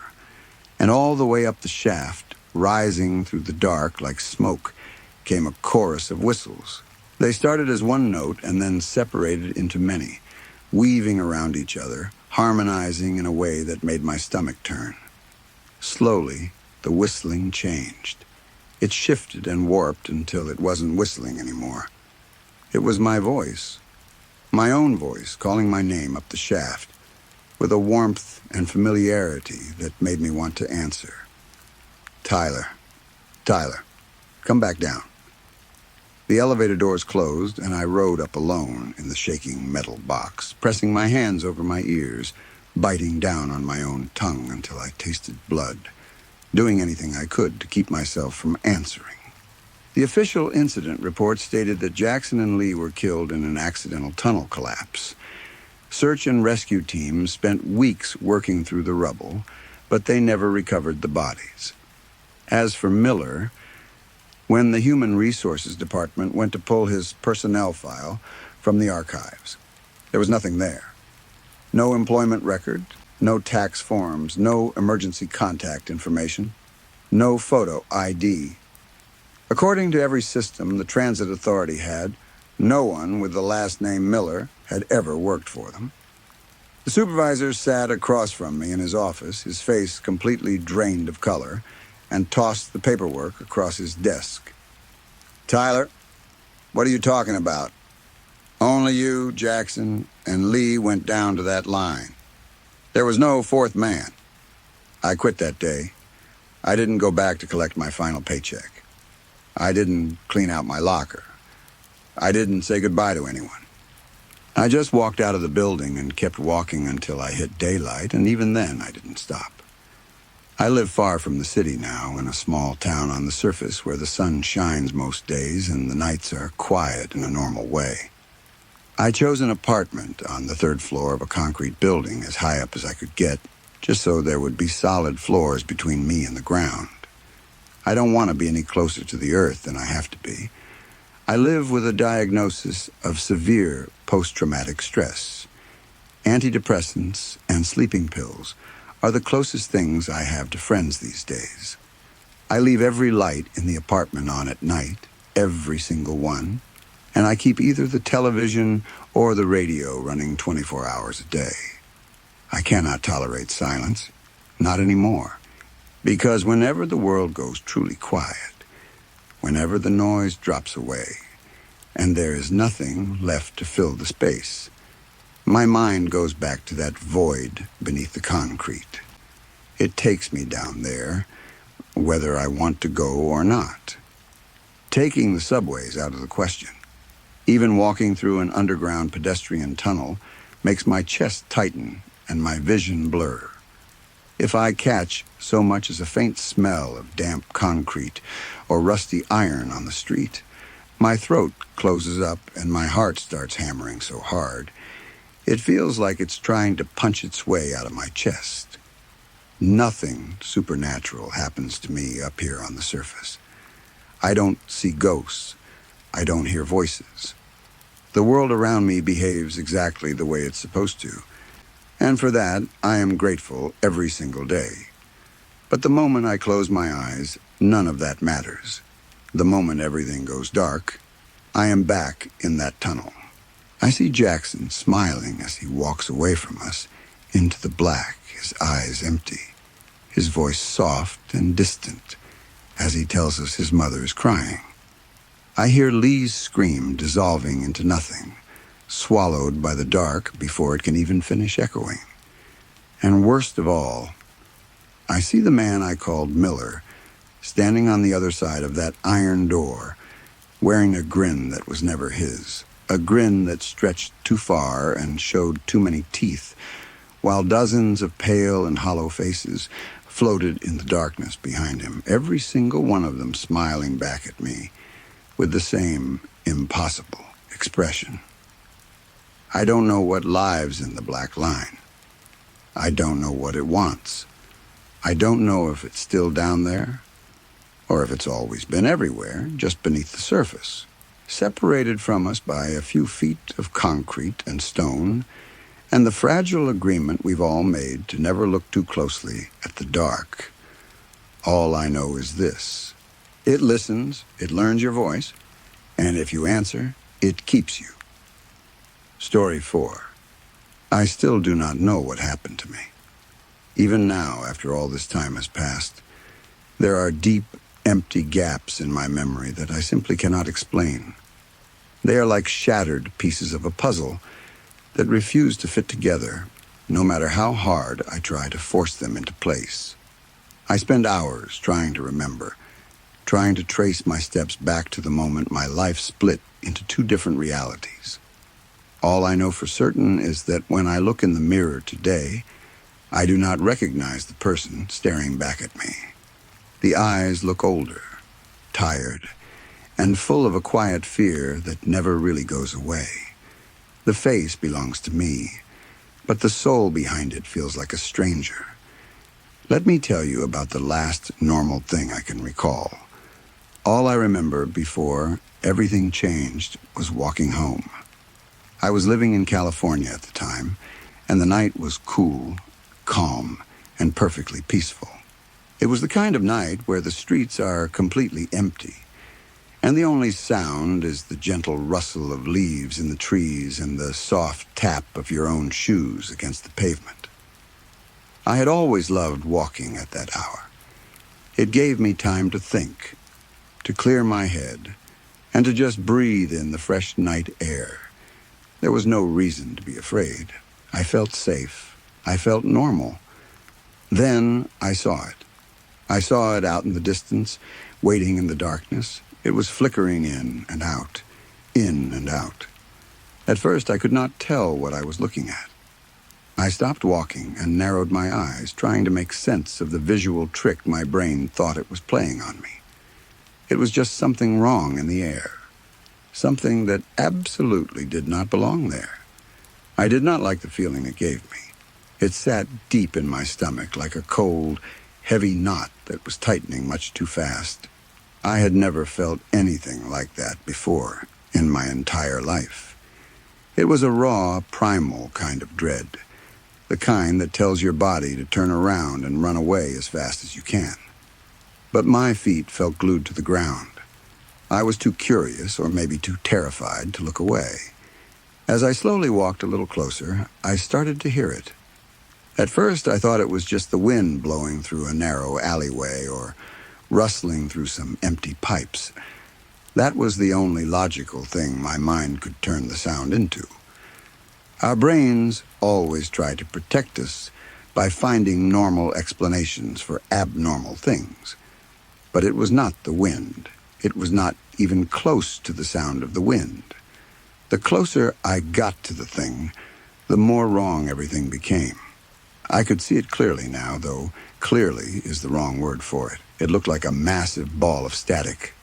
If you have ever seen an old television set with no signal, just buzzing with black and white snow, it looked exactly like that. Except the static was not flat on a screen. It had real depth to it. It was a three-dimensional object, like something round and heavy made entirely out of broken light and electrical interference. It hovered just above the ground, shifting and twisting. And it was not just sitting there. It was breathing. I do not know how to explain that part properly, but I could see it expanding and contracting in a steady, rhythmic motion. The sound it made as it breathed is something that will haunt me forever. I do not know how to get that part across, so you can truly understand it. At first, I thought it was just loud, random noise, like heavy wind trapped in something hollow and metallic. But the longer I stood there, frozen in the cool California night, I realized it was not wind at all. It sounded like something screaming.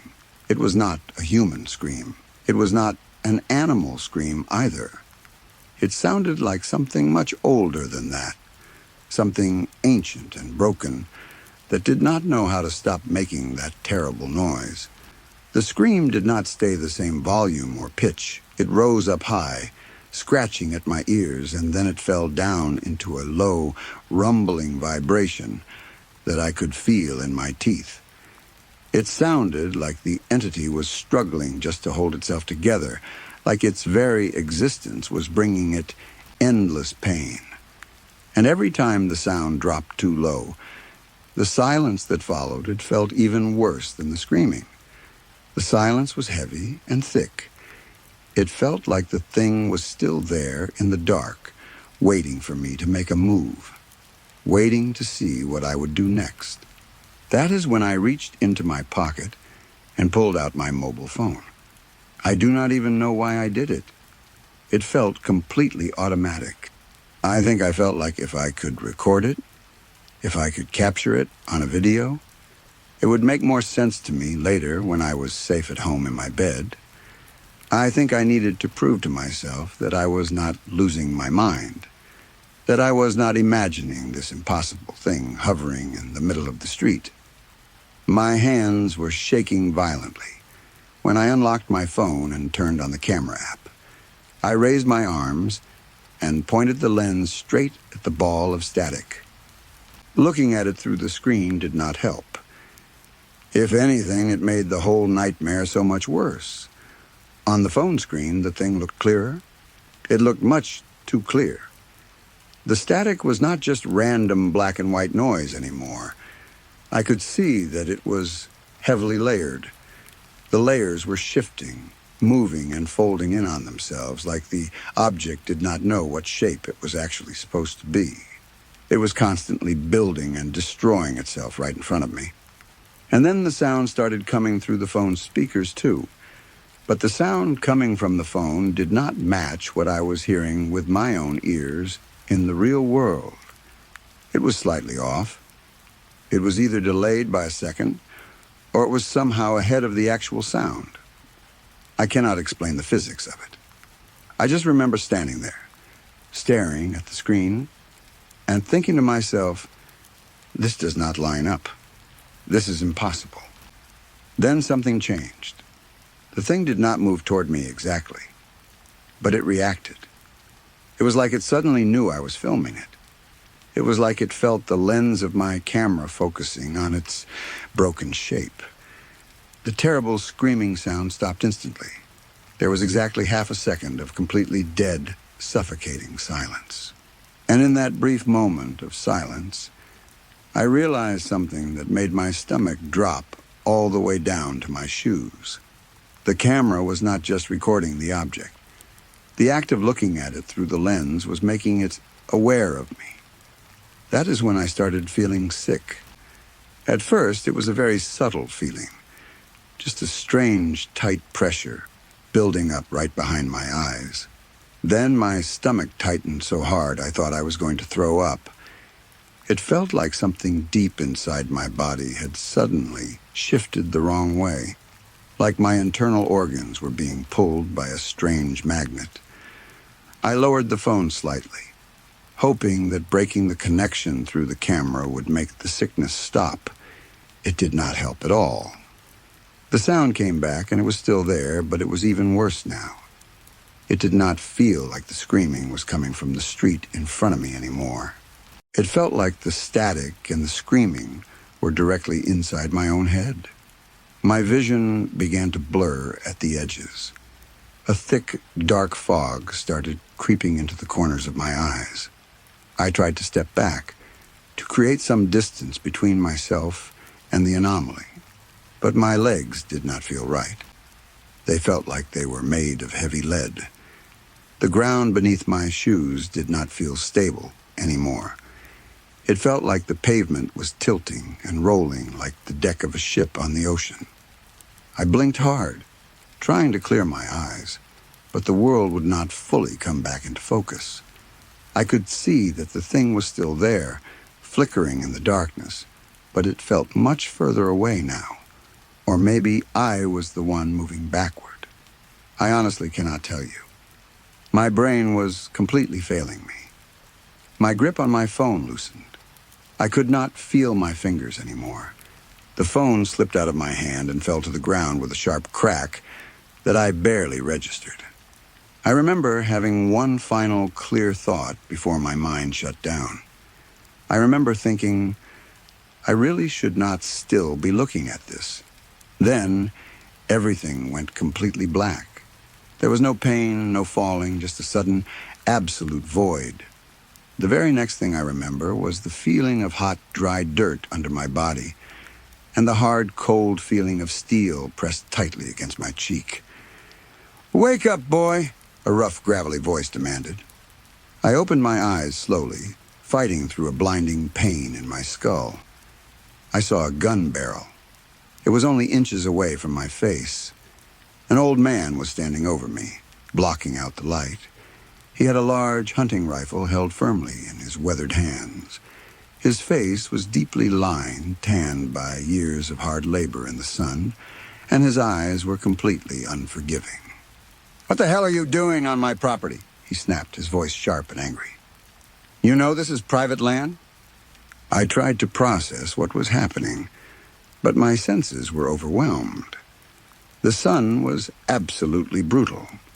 It was burning straight into my eyes, bringing with it a suffocating, thick heat that I was not prepared for. My head was pounding with a vicious headache, the kind that makes your vision throb with every heartbeat. "I don't know where I am," I managed to say, my voice sounding weak and raspy. The words felt wrong in my mouth. It felt like they belonged to someone else. The old man did not lower the rifle. His grip remained steady. "You lost?" "I don't know," I whispered, trying to push myself up slightly from the dirt. He paused. It was just for a second, but I saw him tilt his head, studying me carefully. He was trying to figure out if I was a threat or just a fool. "You a thief?" he asked, his tone demanding the truth. "No, sir," I answered quickly. "A murderer?" That question hit me harder than it should have. It was such an extreme thing to ask, but given the circumstances, I suppose he had every right to be cautious. "No, sir," I replied, shaking my head slowly to avoid making the pounding in my skull worse. He studied me for a long time. It was a heavy, silent stare that lasted long enough to make my chest hurt with anxiety. Finally, with a heavy sigh, he lowered the barrel of the rifle toward the ground. "Come on," he ordered, taking a step back. I slowly forced myself up onto my knees, my muscles screaming in protest. "Where am I going?" "My house," he replied simply. I looked at him, completely confused by the sudden change in his behavior. "You're just going to take my word for it? That I am not a criminal?" He turned his back to me and started walking toward a path I had not noticed before. He did not even look back over his shoulder when he spoke. "If you were going to lie," he said dryly, "you'd be better at it." I had absolutely no better options. I was lost, exhausted, and completely disoriented. So I brushed the thick dust off my jeans and followed him. The heat was unbearable. It was a wet, heavy humidity that clung to my skin and made it hard to breathe. My head felt like it had been split wide open. Nothing around me made any sense at all. The landscape was full of rolling green fields, thick wooden fences, and tall, unfamiliar trees. Nothing matched the dry, suburban streets of California that I remembered from just moments before. It felt like I had woken up on a completely different planet. After a short, agonizing walk, we reached a small, modest farmhouse. It looked old but well cared for, with a wide front porch and rocking chairs. The old man stepped up to the porch and pushed open the wooden screen door. "Lydia," he called out into the cool interior of the house. "We've got company." A woman's voice answered from somewhere deeper inside the house. "What kind of company?" "Found him passed out back, near the property line," the old man answered. There was a pause. I could hear the sound of footsteps approaching. Then the woman spoke again, her voice softer but full of concern. "Harold." "What?" The old man, Harold, replied stubbornly. "I'm not leaving him out there in this heat to die." Harold looked back at me, gesturing with his head. "Come on, step inside." I walked up the wooden steps and stepped inside the house. The immediate change in temperature was a massive relief. The house felt incredibly real and grounded. It was heavily lived in. There was old, comfortable furniture, faded floral curtains, and framed family photos lining the walls. It smelled like lemon pledge and old paper. It was a place that had held on to time instead of trying to resist it. It felt safe, but my heart was still racing. The woman, Lydia, came walking into the front hallway carrying 2 tall glasses of ice water. She had kind, tired eyes and graying hair pulled back into a neat bun. She handed one of the glasses directly to me. There was no hesitation in her movement. She was just offering basic human kindness to a stranger. "Thank you," I said, my voice trembling as I took the glass. The cold water felt like a miracle against my dry throat. Lydia studied me closely, taking in my dirty clothes and confused expression. She turned to her husband. "Who is he?" Harold shrugged his heavy shoulders, leaning his rifle against the corner of the wall. "Don't know." "You don't know?" Lydia asked, raising an eyebrow. "Like I said, I found him passed out in the dirt outside," Harold explained, taking a long drink from his own glass. Lydia turned her full attention back to me. Her eyes were gentle, but she wanted answers. "Where are you from, son?" I swallowed hard, the cold water sitting heavily in my stomach. I looked around the old-fashioned living room. my mind spinning with fear and confusion. "Where is this place?" I asked instead, ignoring her question because I desperately needed an answer to mine.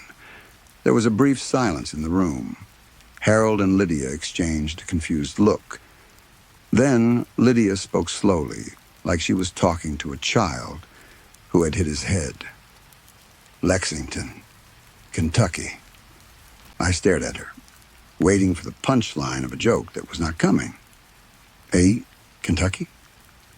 "That's what I said," Lydia confirmed gently. My grip tightened around the cold glass of water until my knuckles turned bright white. "No," I whispered, shaking my head. "That's not right. That is impossible." Harold frowned, stepping a little closer. "What's not right, boy?" "I live in California," I said, my voice breaking. "I was just walking home. In California." That statement completely changed the atmosphere in the room. The quiet, comfortable hospitality vanished. Everything stopped feeling casual. The air grew thick with tension. Lydia took a small step back, her eyes widening in worry. Harold stared at me, his jaw set tight. Finally, Harold let out a long, heavy exhale. He rubbed the back of his neck, looking at me with a mixture of pity and deep concern. "Well, son," Harold said softly, "you are a very long way from home." No one spoke after that. The silence in the house was deafening. The only sound was the ticking of an old grandfather clock in the hallway. My hands began to shake again. I needed to ground myself. I needed something familiar. I quickly reached my free hand down into my front pockets, searching for anything that could explain what was happening. My fingers brushed against my phone. I felt a small wave of relief. Then I found my leather wallet, still there. But then my fingers brushed against something else. It was a piece of folded paper. I completely froze. My breathing stopped. I did not remember putting any paper in my pocket. I had emptied my pockets before I left for my walk in California. I knew exactly what I was carrying. This paper was not supposed to be there. I pulled it out of my pocket. I did it very slowly, as if pulling it out too fast would cause something terrible to happen. It was a note. Just a simple, square piece of white paper, folded neatly in half. "What does it say?" Harold asked, noticing the look of pure terror on my face. "I don't know," I whispered, staring blindly at the blank outside of the folded paper. "You didn't read it?" Harold asked, sounding confused. "No," I replied, my voice shaking so badly I could barely form the word. Lydia watched me carefully, her hands clasped together in front of her apron. "Maybe you should," she suggested softly. I looked down at the small piece of paper resting in the palm of my trembling hand. It was just a note I absolutely did not remember having. A note that had been placed in my pocket by someone or something between a dark street in California and a bright, dusty field in Kentucky. And somehow holding that small, silent piece of paper frightened me far more than waking up 3,000 miles away from home. Story 5. It was around midnight, and I had to go run some errands. That was strange because I usually do not have anything to do that late at night. But I had forgotten to take care of my usual errands during the day, and I had no choice but to go out. I got into my car and started driving with the plan to go to my local store that stays open around the clock. As I was driving through my neighborhood, the streets were empty and dark, and the only light came from the occasional street lamp, casting pale circles on the pavement. That is when I started to feel like I was being watched. It was a strange sensation, like something was paying attention to me even though there was no one around. I told myself it was just my nerves. I have always been the type to get a little anxious when I am out late at night. Something about the darkness and the quiet makes my mind start to wander to places it should not go. I brushed the feeling off and kept driving. After a few minutes, I arrived at the store. The parking lot was almost completely empty except for a few cars scattered near the entrance. The lights overhead were dim and flickering slightly, the way they always do at places that never close. As I was getting out of my car, I noticed a figure standing in the parking lot. It was a man, and he looked to be about 5'10" or so. He was just standing there, not moving, not walking anywhere. Just standing. It was hard to see him clearly in the low light, but I could make out his general shape. I glanced at him for a moment and then looked away. People in my area tend to loiter, especially late at night. There are always folks hanging around outside convenience stores and gas stations at odd hours. I told myself he was probably just one of them. Maybe he was waiting for someone, or maybe he just had nowhere else to be. I locked my car door quickly and walked into the store without looking back at him. Inside the store, the fluorescent lights buzzed overhead, and the aisles were mostly empty. There was one employee behind the counter looking bored and half asleep, and I did not see any other customers. I grabbed a shopping cart and started walking through the aisles, picking up the things I needed.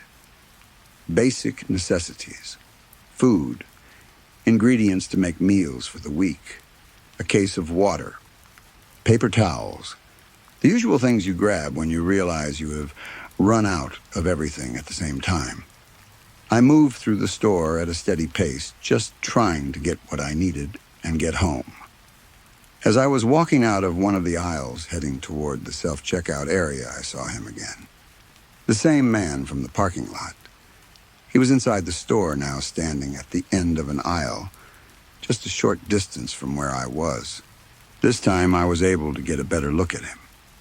He had dark brown, shaggy hair that was so dark it almost looked black.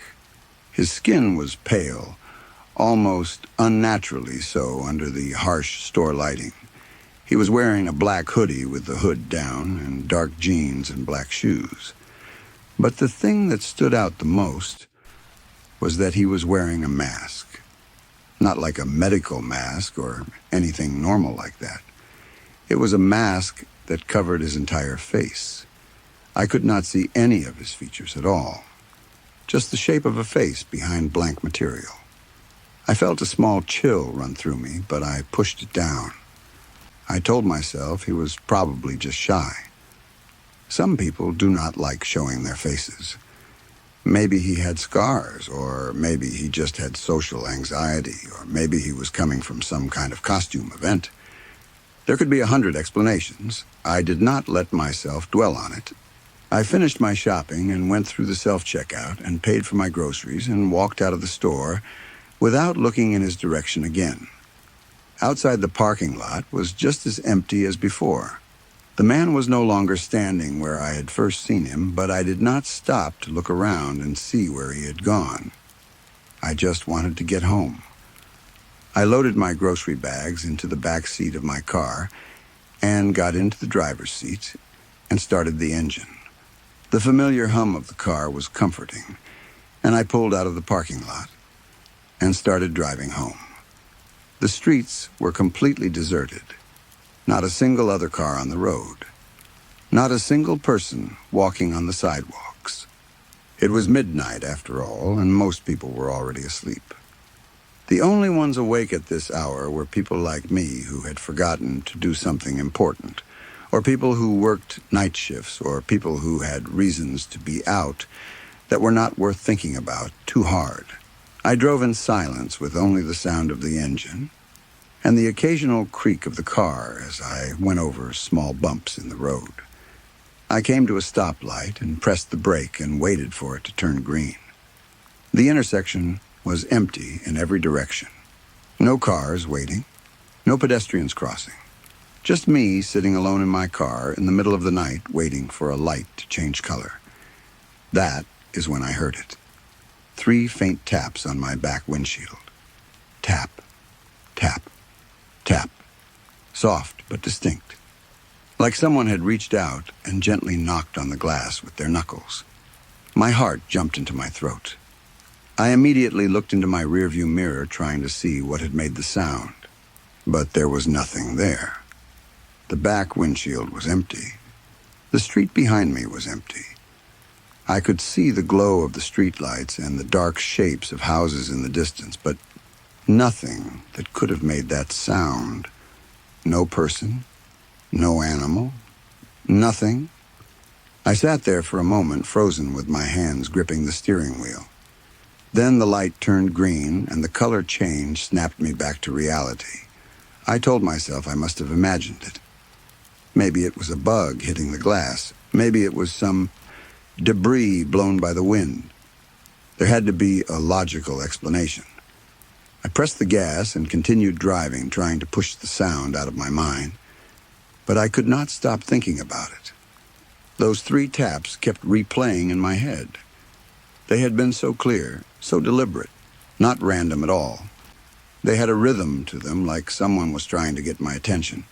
I kept glancing in the rearview mirror as I drove, but the road behind me remained empty. No headlights, no figures. Nothing following me.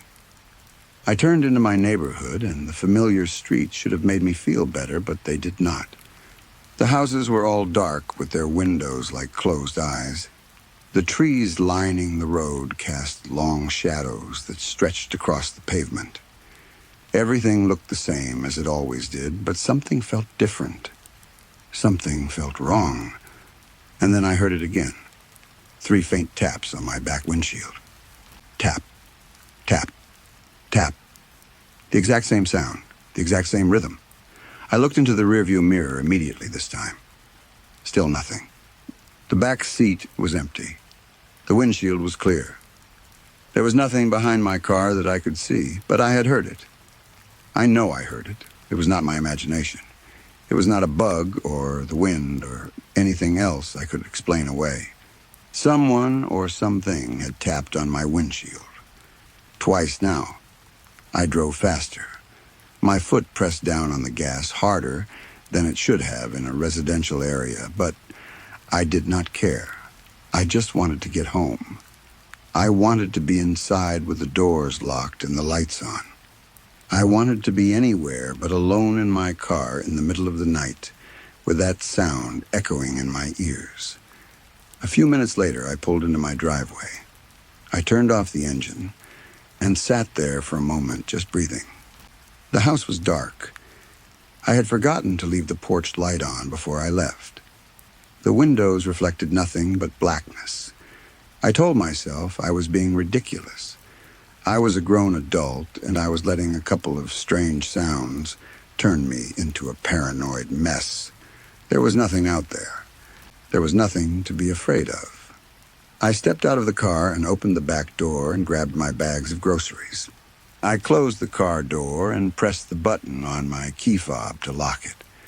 The familiar chirp of the locks engaging made me feel slightly better. I walked up the path to my front door, juggling the grocery bags in my arms while I fished my house keys out of my pocket. I found the right key and slid it into the lock and turned it. The door clicked open. And that is when I heard it. A whisper. Right behind me. So close that the breath brushed against the back of my neck. A masculine voice, low and soft and filled with something that sounded almost like amusement. You will regret being so oblivious. That was the last thing I heard before everything went black. When I woke up, I was lying on my couch. My head was pounding and my mouth was dry, and for a moment I had no idea where I was or how I had gotten there. The living room slowly came into focus around me. The familiar furniture, the pictures on the walls, the television sitting dark and silent across from me. I was home. I was inside my house, but I did not remember coming inside. I did not remember anything after hearing that voice behind me. I turned my head and looked toward the front door. It was still open. Not just unlocked, standing wide open. The darkness of the night outside poured in through the doorway like something physical. The cold air had been seeping in for hours, and the entire room felt chilled. I checked the clock on the wall. 6 in the morning. I had been unconscious for 6 hours. 6 hours lying on my couch while my front door sat open to the world. 6 hours where anything could have happened. Anyone could have come inside. Anyone could have been standing over me, watching me sleep. The thought made my skin crawl. I pushed myself up off the couch. My legs felt unsteady beneath me, but I forced myself to stand. I had to close that door. I had to secure the house. I had to make sure I was alone. I took a step toward the door, and then it closed by itself. Not slowly. Not like the wind had caught it. It swung shut with a firm, deliberate motion, like someone had grabbed the handle and pulled it closed. The latch clicked into place, and the sound echoed through the silent house. I froze. My heart was pounding so hard I could feel it in my throat. I stared at the closed door for what felt like an eternity, waiting for something else to happen, waiting for the handle to turn, waiting for the door to open again. But nothing moved. Then I heard it, a noise coming from below me, from the basement. It started as a soft thud, like something heavy being set down on a hard surface. Then another thud, and another, a rhythmic pattern, like footsteps, but not walking toward anything, more like pacing, back and forth, back and forth. The sound of someone moving around in the space beneath my feet. I live alone. There should not be anyone in my basement. There should not be anyone in my house at all. But someone was down there. Something was down there. And whatever it was, it knew I was awake now. It knew I was standing in my living room listening to it move, and it did not seem to care. The sounds from the basement continued, that steady, rhythmic pacing that never stopped and never changed. I stood there in my living room with the morning light starting to filter through the windows, and I realized that I had no idea what to do. I could not call for help. My phone was still in my car, or maybe in my pocket. I was too afraid to check.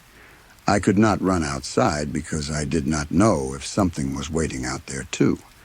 I could not go down to the basement because whatever was making those sounds wanted me to come down there. That much was clear.